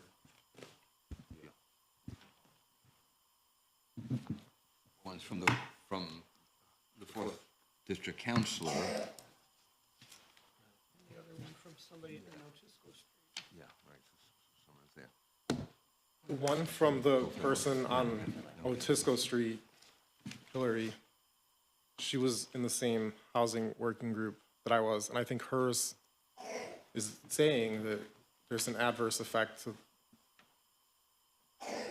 in the regional context, putting more dense, low-income housing in a already concentrated poverty neighborhood. So does the city, or have we yet developed any approach to measuring the additional negative impact of adding to an already kind of like concentrated level of poverty? Because it does seem like a major issue in Syracuse where we have these high levels of concentrated poverty. That's something that would be addressed in the comprehensive plan. And to be honest, I don't have it with me, and I'm not sure if that's addressed, but I doubt it. I know that Owen Kearney and his group are gearing up to write a new comprehensive plan right now. And what I can say, and I mentioned it earlier, and I didn't say it specifically in the context of Hillary's letter, but right now, I think what you find is that the mixed income development language in rezone isn't implementing that paragraph from the housing plan. Right now, we require developments of a certain size, certain thresholds to add a percentage of units that are mixed in, that are low income, affordable units, I'm sorry. But we don't require that they not do 100% affordable. We don't require that there has to be a mix in a building. So that might be something we have to look at when we amend rezone, because the housing study wasn't out yet when rezone was adopted. So that might be something that has to happen later. So Hillary's correct about quoting the housing study, but the impact on rezone isn't exactly as it's stated in the letter. And the 4th District Councilor says, until a comprehensive housing plan has been performed to quantify the types of units needed throughout the city, we shouldn't continue these types of projects forward. But the zoning is in place that allows that to be there, I gather. I mean, I understand what your I guess your point is. almost, right? What they're asking for is so what you have right here is kind of the confluence of a whole bunch of different things. You've got a provision in rezone that requires mixed income housing.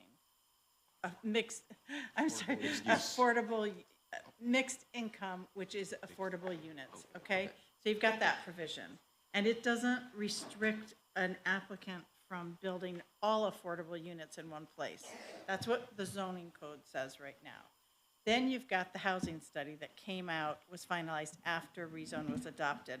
And the housing study draws certain conclusions that need to be addressed in the next round of the comprehensive plan. Again, they're not in the current comprehensive plan because that document is 10 or 15 years old, okay?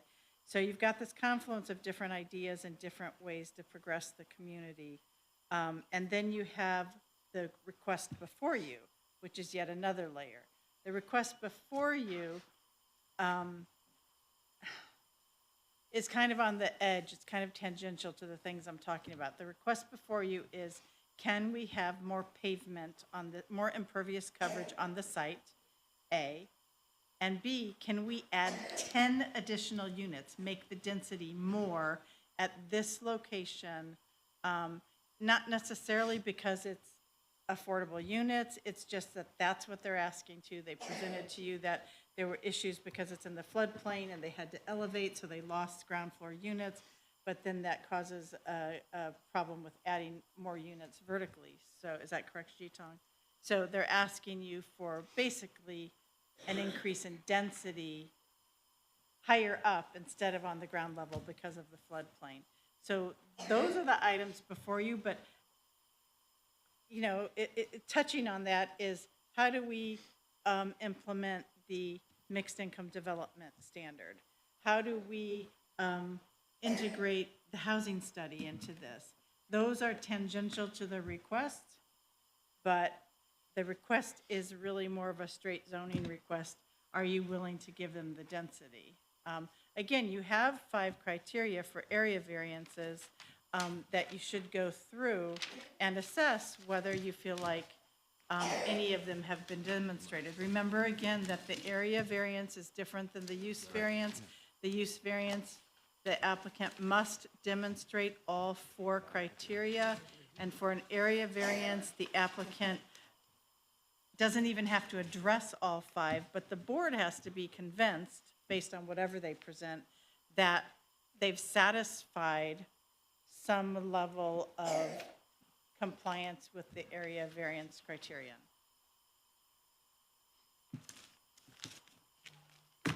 So, Mr. Chairman, if you want to walk, you know, you can either ask for a motion or So those 5 are outlined on page 56 and 57. So we go through this, we can have a discussion on it. Or do you just want me to say these other criteria? in the context of your questioning of the applicant, you can, if you want to ask the applicant to come back up and make sure that they've addressed each one or each one that they believe is relevant. Or you can have a motion on the floor and then discuss them as part of your deliberations on the motion. Okay, I'm going to ask if there is a motion. Well, I'm going to ask for it.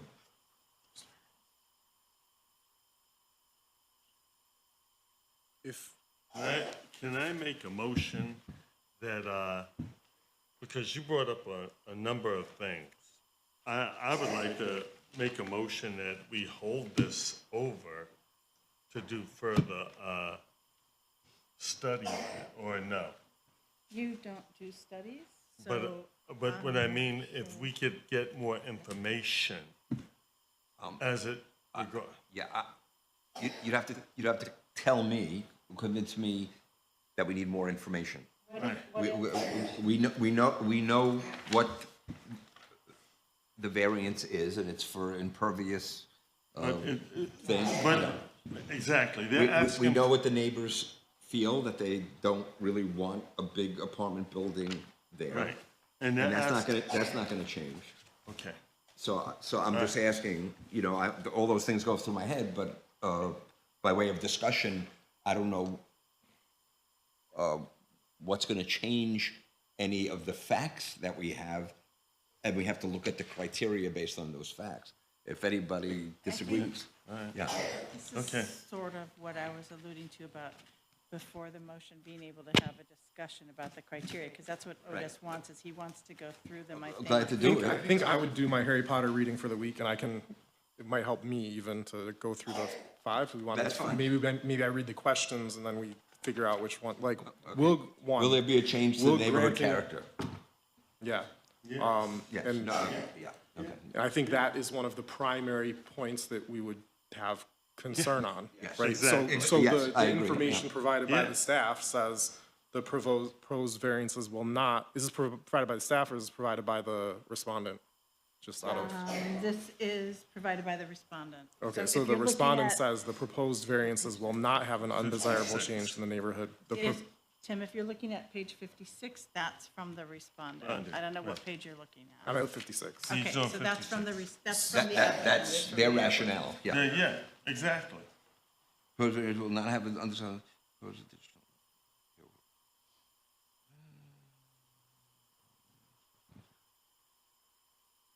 And their argument is based on what they need for the variance.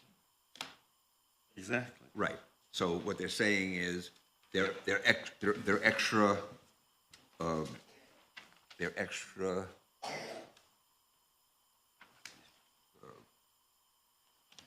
yeah, the number of, increasing the number of apartments and adding impervious sidewalk doesn't, yeah, coverage is not gonna change the character of the neighborhood. It doesn't say that this building will not change the character of the neighborhood. It just says what they're asking for. So just to make things clear, if they didn't change their plan from what I gather along the way, and they came in and said, we're putting up a 35 unit, if I don't have the number right, forgive me, apartment, they wouldn't need a variance. They could just build it if they were directly, so we could ask them, what are the consequences if they went back to their original plan? And then they wouldn't need a variance, that, you know, but what they're doing as it applies to the variance is not going to eliminate the fact that they can go in and put in an apartment building. They can still put in 27 units That's with no right. variance. Yeah, right. Okay. And they could reduce the lot coverage. I don't know what the previous iterations were, but those are the things you're considering for the variance. And that covers number two. Are there alternative solutions available so the variance isn't involved? They can go to what I understand to be their original plan. So we could ask them about that. What is the magnitude of the variance being requested? They're asking for 5 more. You said 10 and I heard 5. And Jitong, can you come up and introduce yourself? And Jitong is the reviewer on this, so he can answer any of those technical Yeah, this is Zitong Wu from Syracuse zoning office. My address is 300 South State Street, One Park Place, 7th floor. Okay, so this project is only about, the variance is only about Lot B, that structure on the corner. And based on the size of the lot, the maximum number of dwelling units they can have is 27. So right now in the proposal, they are proposing to have 37. So which means 10 more dwelling units, which will exceeding the maximum density of this zone district requirements. Right. So does that add any floors to the? It's still going to be a 3-floor apartment, right? Yes. So between 27 and 37, still going to be a 3-floor apartment. Based on their plans, it's only 3-story buildings. Yeah.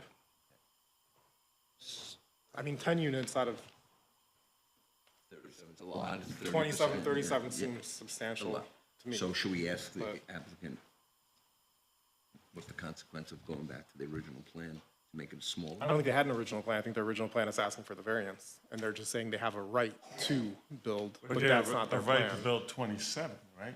So it's not like they had a plan for 27 and they decided, oops, we'll build 37. It's they made a plan for 37 with the intention to seek this variance. I thought I heard them say because of issues involving flood and things like that, that to make up the revenue, they had to increase the number of apartments. That's what I heard from them. Jitong, what? Well, so, I mean, that's like saying if they can't build 37, then do they build no project? Because you're kind of making it sound like they're going to go back and build 27.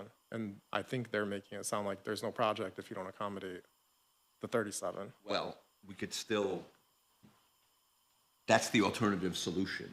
In other words, without a variance, they can build that building.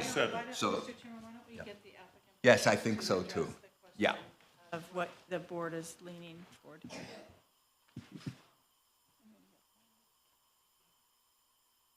You know the question? I do. Okay. So the question is the number of units. Yeah.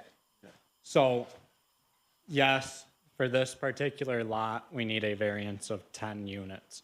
On the other lot, we are building less than we are allowed to.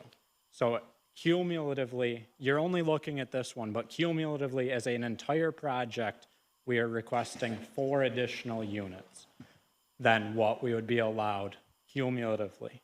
For this one, it is 10 units. So we could by right build 27 units, but that's not economically viable. And the project would not exist, and the abandoned single-family home would stay there, and crackheads would continue breaking in and bothering neighbors. But will those 10 units dramatically affect the character of the neighborhood? No. In our opinion, it will not. You're talking about the extra, It only, the extra 4 units, because they, Well, the 10 that they're building on the spot, where they're going to build the 27 units, correct? yeah, but it's a net 4. yes. So it will not negatively impact the character of the neighborhood. The only thing that it negatively impacts are the financial viability of the project. So you couldn't financially afford to build it yes, sir. without them. We didn't want to go up, we didn't want to maximize the other site because we thought it would look worse to go up. We thought it would be easier and better for the community to have both buildings roughly similar mass. Mr. So Chairman, that's what you do. You'd force us to put the other one higher. clarify what they're saying. They have processed and gotten approved a resub application from the City Planning Commission. The major site plan approval is still pending. What isn't being clearly stated here is that with the resub that combines 2 lots, they are allowed a total of 27 units. So they're asking for 37 units. So it is in fact a 10-unit density increase, not 4, because you can't say we're allowed XYZ on one lot and XYZ on the other lot, because the lots have been combined. They have not filed the resub yet, but it's been approved, and presumably they're going to build it as one lot, not 2 developments. Is that correct? Because you'd need 2 applications if you had separate lots. So you're So using we're not a disputing combined the lot. number. So yes, we are seeking a variance for 10 additional units on this. We're talking cumulative project. It is 4 greater than what would be allowed if we maxed out the other lot in this one. We are seeking a 10-unit variance. There isn't another lot. You have done a re-subdivision. It is a project. Seeker is encompassing the entire project, both lots. Correct? Yeah, I'm confused about what you said and what he's saying. How many units are they getting based on the resub? What are they allowed? The corner building, they're asking for 37 units. That resub is for 5 properties to turn it into 1. It's part of the overall Bishop Jones Community Residence Project, which is Lot A and Lot B. But before you today for the board is just Lot B. So I don't know if that further clarifies things or confuses. I think what's swimming around is, before them today is Lot B, right? Yes. Is that the big building on the edge there that you just referred to? Yeah. Okay. And that is the subject of a resub, and how many units would be allowed on Lot B? 27, Okay, and they want 37 units on Lot B? yes. So it is a 10-unit increase for that lot. There may be fewer units on the rest of the project, Right. but that's not before the board today. It's relevant for you to say that the net increase is what it is, but I think we need to make sure the record's clear that what's allowed on Lot B is 27. What he's saying is that on the balance of this project, they're building fewer than they're entitled to. Okay? That's why he's talking about a net number, but the item before you is about 10 units. Yeah. Right. Okay, and what happens if you can't build up to 37 units? Then the project doesn't financially work and they're not able to construct it. Do- The 10 is the minimum to make the project financially work as a whole. Well, there's a number of votes in life that feel hard, but I think intellectually, and Make a motion?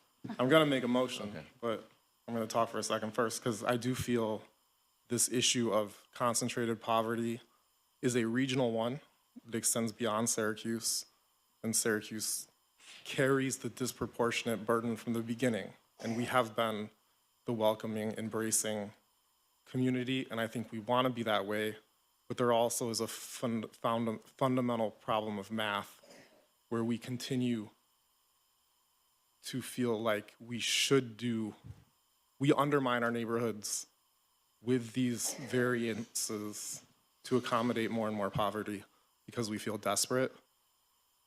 And I don't think we need to, and while it's uncomfortable and it may actually result in fewer housing units in the city in the short term, I think that's the only way you get the long-term wealth creation and stability in the neighborhoods that we need to actually thrive. So while it's uncomfortable, I would make a motion to deny the variance to add 10 additional units. And if it undermines the project, then I guess that's a consequence of it. Can you relate it to the I relate it criteria? to the undesirable change in the character of the neighborhood to the detriment of nearby properties. I think this is to the detriment of some of the neighboring properties. And there is a right for the person to develop their property within the constraints of it, but I don't feel the burden has been proved that it's not going to cause that harm in a way that we should accommodate the variance. Is there a second?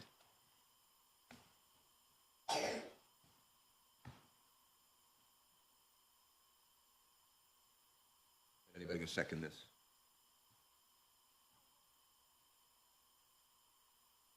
I'll second it. You will. Yeah, I'll second it. Okay. Discussion.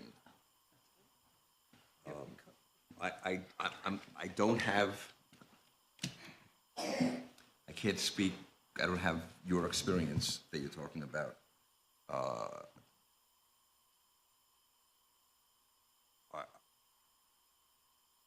I'm going to vote against the motion to deny. We're going to call a vote then, right? Or Yeah, just yeah, have a but motion, we so- have the right to discuss Oh, and discuss state it. our Oh, okay, opinion. you're stating your and stuff. opinion. Yeah, I got you, sorry. Well, because of there are alternatives, though, like you yourself brought out. Well, let me, Can I still ask a question? Or are we past that point? Not of the no, we're discussing, so you're welcome to discuss. motion on the floor. Yeah, I know there's a motion on the floor and a You second. can ask your colleagues a question. Yes. What? Tim? There was no second? Yeah, there's a second. Now he wants to, he wants to withdraw it. If we talk, may I withdraw it if I'm convinced otherwise? Of course, okay. So continue. So Tim,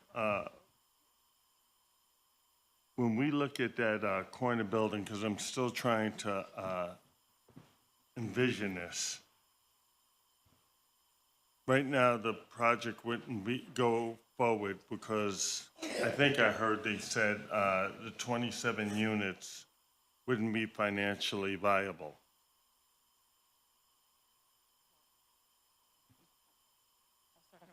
Okay, so if we added 10 units, and what I thought I heard most of the residents state that they lived on Cortlandt Avenue directly across, correct? Those two houses that are shown are where they reside. Okay. All right, and, all right, so they would have to build up. Can we continue our You have a discussion? motion Well, they don't- and a I mean- second. No, You're you withdraw. deliberating. Oh, you with, okay. No, I Yeah. want to hear the talk Yeah. first. So So I'm just trying to envision how 10 units would impact the residents there? Because I'm assuming. Well, that- it seems it's more than the 10 units. It's 30, it's, Yes, because it is this 37. question of A total, viability. yeah, that's So it right. goes to a different threshold of viability if they don't get their accommodation, is what he's saying. So in a way, it's not that they're going to build 26. It's 37 or bust. But I figure someone is going to, because, you know, as much as I empathize, because I've been in the position, with, you know, with the neighbors, the zoning says you can build a building there. And if these are, of course, you know, we could say, Except they can't build this building without this variance, so. no, I know that, but They can't build 37 without, they Right. can't build 37 without the variance. They can build 27. No, Somebody can build 27, but But 27 is not financially and viable. as opposed to a use variance, let me ask, we never asked for financial, they're claiming they can't afford to do this, but that's not gonna change anybody's mind if we said, you know, bring us, you know, show us why you can't be viable at 27.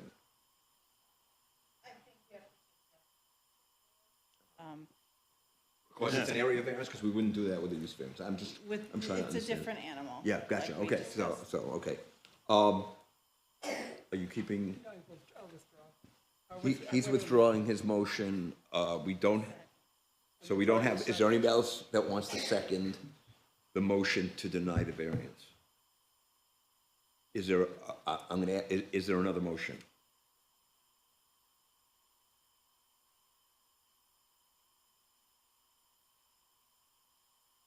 Okay, I'm allowed to, I'll make a motion, I don't do this very often at all. I'm gonna make a motion to approve the variance. Is there a second?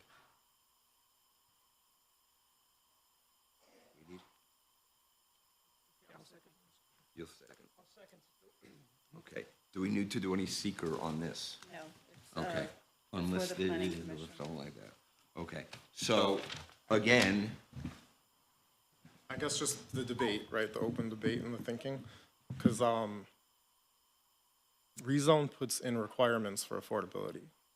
That's, I think, to accommodate preventing downtown from becoming exclusive.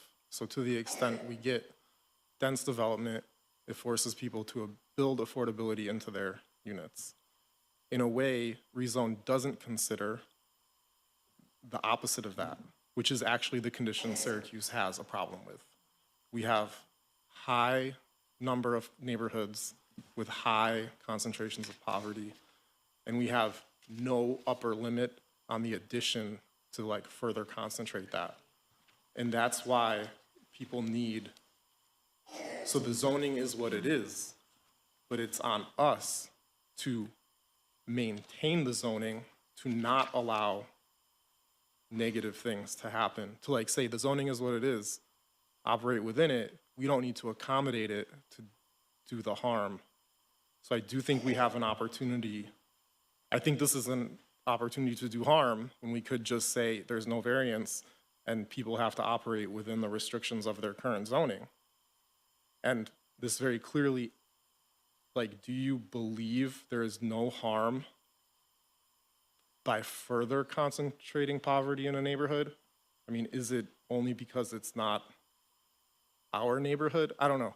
Like, okay, so I understand what you're saying, and I respect what you're saying. And let me. Go ahead. And the other side of that is, to my mind, something's gonna happen to this land, and probably it's not gonna be. That's just speculation, though. You do not know. And what they're saying is that in order to do density, you need a level of density. So if they aren't able to do density, it does fall to a next best use, which is probably lower density, or else maybe it doesn't get developed right away because the market can't sustain it. I think that's an option, and a number of people seem to be saying, I prefer the option of the status quo maintained further into the future than to have this and to accommodate this further concentration of poverty in the neighborhood. But part of that is there are abandoned buildings. There's an improvement to for the neighborhood. The abandoned buildings are causing issues, to everybody. And yes, I am speculating that, I mean, I just also think that as a person who lives on a fringe neighborhood, that it's the block, I love my block, but I could see how it could go either way. That sometimes not having the bad development is actually good enough because you still have the hope for the better development down the road. So we're literally accommodating what will be like a permanent adjustment. No. So there's no going back. And we don't have to grant a variance. We are granting, they have the code. If rezone did what it is, they have the right to operate within it. But we have no duty to accommodate a further concentration of poverty. It would force other options in the future, which seems to be what the broad, I don't know. Well, I think you make a very strong argument there. I know when I worked for the city, I had a good grasp on this shortage of affordable housing. Can you give me an opinion on that and where that stands within the city right now? I don't know, I think the only way to say is to say that there's a regional problem with housing, and we do need more housing, but we also have a very well-documented issue with a concentration of poverty. And I do know that the city just had very thoughtful consultants say over and over that we spite ourselves by further accommodating the concentration of poverty, and we would be better off saying no. And it's hard, while emotionally there may be this, oh my goodness, we are gonna have fewer good housing units when people need housing, and that in a way feels tragic. But until we have the discipline to say this needs larger regional, would they give the variance in any other community in this county? I don't think so.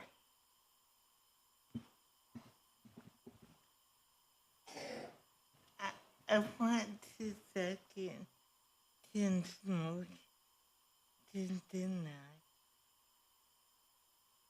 I'll make my motion again, and Karen says she seconds it. Yes. Okay, there is wait. there is There's a motion we'd on have to the vote on table first. Okay, we And have a to vote on second, it so you first. need to vote So we have to on vote that down first. Okay, so I'll call the question. What, you got? No, you're currently going to deny. Yeah, right. No, you're calling. No, the motion was to approve. Sorry, I got backwards. That's okay. So we'll take a vote on that. No interest in flipping again?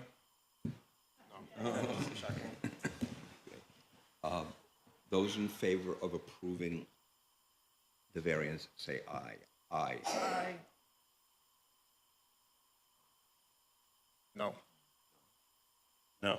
Okay, so it's a failed motion, and we'll take another motion. I make a motion to deny. There a second? Okay, so we, Can you take a, run it, we can do another, it's a failed motion, we can do another motion? Oh, I just thought it was done. I make, you're the chair, so you gotta call the vote. Okay, is there any more discussion? Just to be fair. Okay. All those in favor of denying the variance, as the motion says, say aye. Aye. Aye. Aye. Aye. No, okay, so the motion is, the variance is denied. 4-1. Yeah. Thank you. Thank you very much, everybody. Just tell him to. Stu, he wants to take a break. Take a break So, for 2 minutes. wait, yeah, I know, I really had to go before.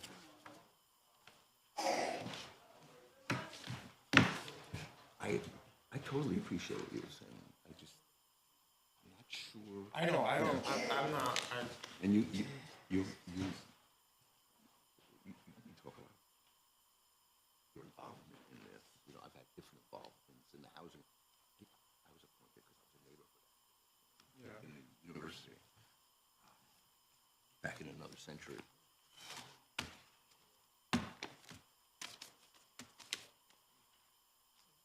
We have another one, don't we? One more, let's go. We have to wait. We're gonna wait for Otis to come back. Anybody need a potty break? He did, well, I who you talking to? I did.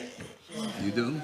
It's gonna take too long. It's Yeah, not- right, yeah. It's not accessible. Yeah, maybe check with Where is the inaccessible restroom? Where is the, now, where is the inaccessible bathroom?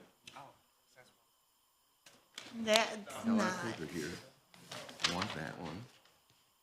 They need something back. Yeah,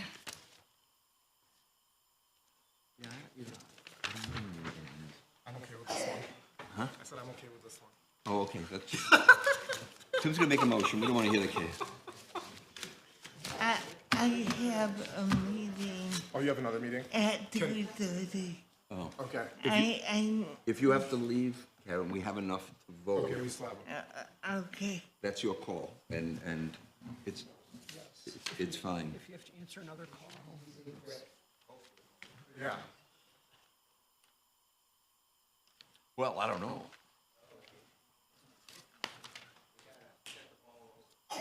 We're just gonna wait for our member to come back, so we give him, I mean, I couldn't ask anybody.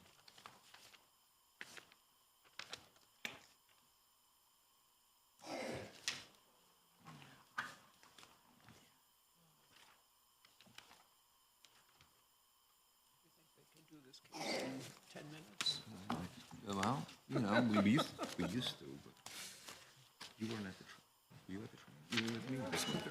Yeah, so it's being stretched out because we're asking, you know, we're making sure we're doing it the right way, I guess.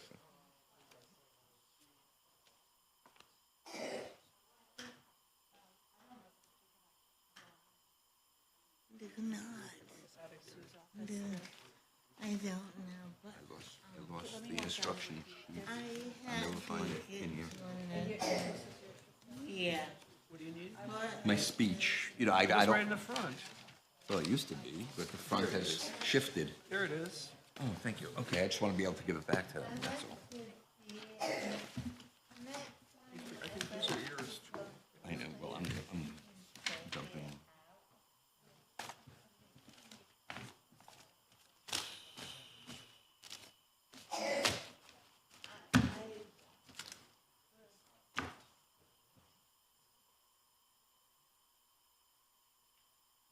Are you ready? Yep, Okay. I'm ready. Okay.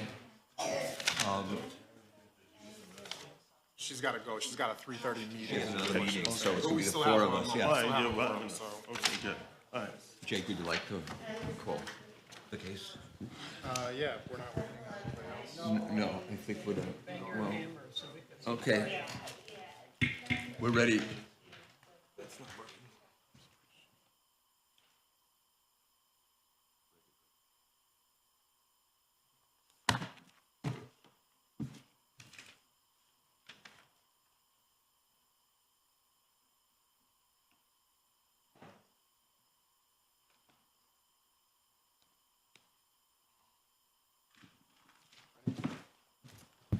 The last item is also a use variance. This is V-24-08, project location 100 Court Street West and Clinton Street North. Applicants are seeking relief in regarding to off-street parking and loading regulations to establish a loading area in the front setback.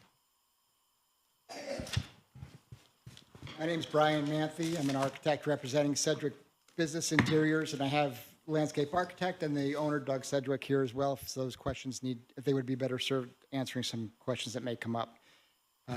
This building is at 100 West Court Street. It's commercial property zoned as MX3 mixed use. This is a 1- and 2-story building built in 1927. And Cedric Business Interiors has conducted their operations out of this location since 2003. It totals about 25,000 square feet, and the brick and stucco building really define the character, I think, of what the old part of the city has going for it, and would like to see it maintained as well. So there's a silo on that southwest corner of the project, and the loading dock will be directly adjacent to that, and the silo will be retained because it's iconic and furthers the character of the building and the neighborhood in general. So this property is bounded on 4 sides by roads. It doesn't have a front yard or a backyard and a side yard. There's roads on all 4 sides. The use that's currently there does conform to rezone Syracuse, and we, by right of that zoning code, are permitted to have 1 loading dock. And currently, loading operations take place on the west side of the building facing North Clinton Street in a short side yard whereby the box trucks extend into what will be a sidewalk once that area of North Clinton is reconstructed as part of the 81 realignment. So there is no current provision on site to accommodate 18-wheeler tractor trailer access. It happens out in the yard, and that creates a situation that's not safe as safe as it could be for the employees of the Cedric Business Interiors or for the neighborhood. And what we're proposing with this project is to add a loading dock at that southwest corner and move the loading operations to that 1 new loading dock and remove parking facing North Clinton overnight and weekends of the box trucks that are currently there now and have been for 18 years. So we're asking for a use variance because it's not permissible under the local zoning or this current zoning code to have a loading dock on the front of the building. And the front of the building in this case is defined by where the main entrance is. And so that's the south side of the building. So there are 4 criteria that we'd like to address about why we're seeking this variance and feel it should be granted. Reasonable return. So we did briefly entertain what other options could we pursue in order to accomplish a loading dock not on the front of the building. And the only solution is to demolish a portion of the existing building or to raise the roof to accommodate a truck inside the building. Neither of those are fiscally responsible relative to this option, and they destroy part of the character of the existing building as well. So this is by far the most economical solution of those entertained. Unique hardship. So because this property is bounded on 4 sides by roads, there is no front yard in which we can have the loading dock that's our right to, by zoning code, to have. The existing building is currently served by loading docks on North Clinton. I said that already. And that's a non-conforming condition. So this construction of this loading dock will alleviate an existing non-conforming situation at North Clinton. As part of the 81 reconstruction project, North Clinton is being reconstructed and there will be a sidewalk installed across there, and West Court Street gets realigned to jog around this building through what is the small road to the north. And a new bridge is proposed to be constructed across 81, and the existing Court Street bridge over 81 goes away. So Court Street does not go away. It still would continue to be the front elevation of this facility. So we need to enlarge some paved areas in order to accommodate turning radiuses of the trucks, but our submission demonstrates how that has been achieved, and doing so will improve pedestrian employee safety by segregating the truck traffic to a designated area of the site. So currently, there is substantial traffic that crosses across this parking lot to save a few feet of driving from West Court to North Clinton. And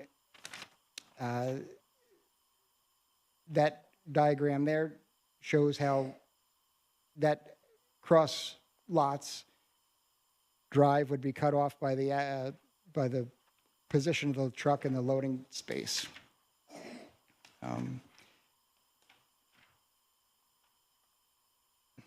So we do not believe that this use variance would have altered the character of the neighborhood. In fact, it improves the North Clinton situation because there will be no longer trucks parked at the existing apron and covered area that faces North Clinton. Those will be, again, stored on site.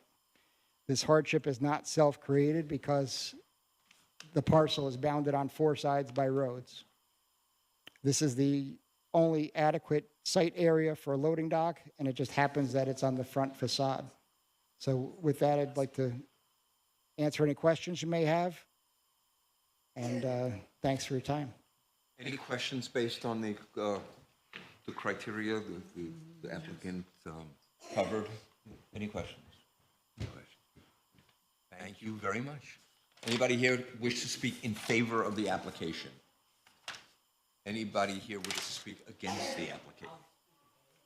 Are you the owner? Yes. Well, you get to speak.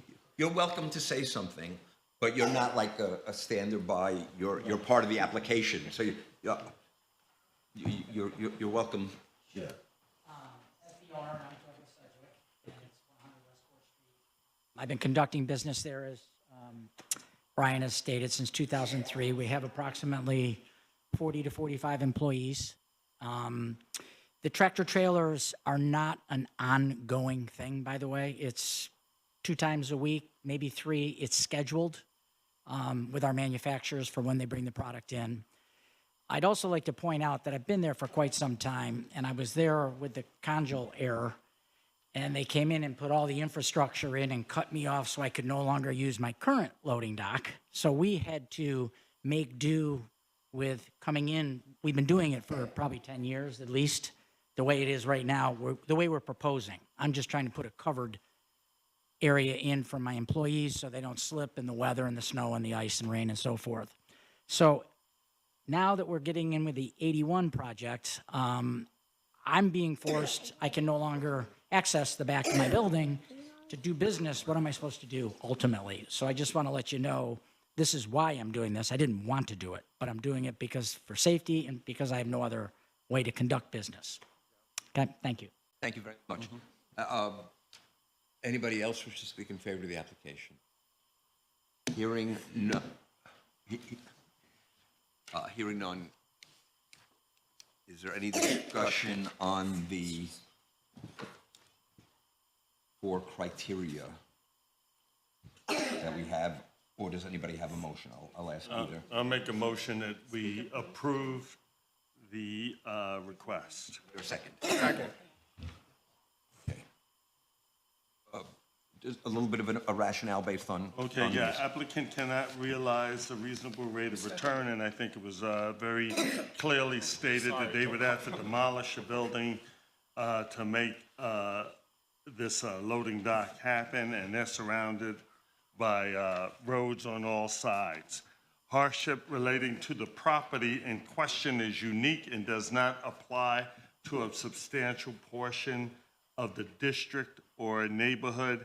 And I think the hardship in question is very unique due to the fact that they are surrounded by roads on all 4 sides. And the use variance, if granted, will not alter the essential character of the neighborhood. It will not alter it at all. The property looks very well kept, and hardship is not self-created, absolutely not.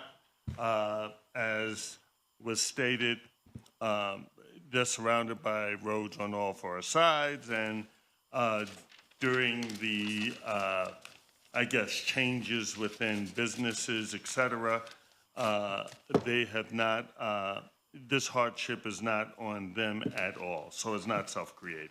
Thank you, Otis. The only thing I would say is that I actually think it almost makes the neighborhood better. It seemed like it's like almost accommodating the plan for the sidewalks in the longer term in relation to ID1 and all that, so I thought that was almost like a good thing for that area. And if, you know, they can continue to enhance the neighborhood by maybe putting some shrubs or greens or trees or whatever around the area, that would be fantastic. Okay, call the question. All those in favor of approving the variance, say aye. Aye. That's unanimous. Motion to adjourn. Motion. Do we need to do seeker on that? Motion. No? Oh, okay. Second, yes. All those in favor, say aye. Aye. We're adjourned. Thank you. Yeah. Well. So good.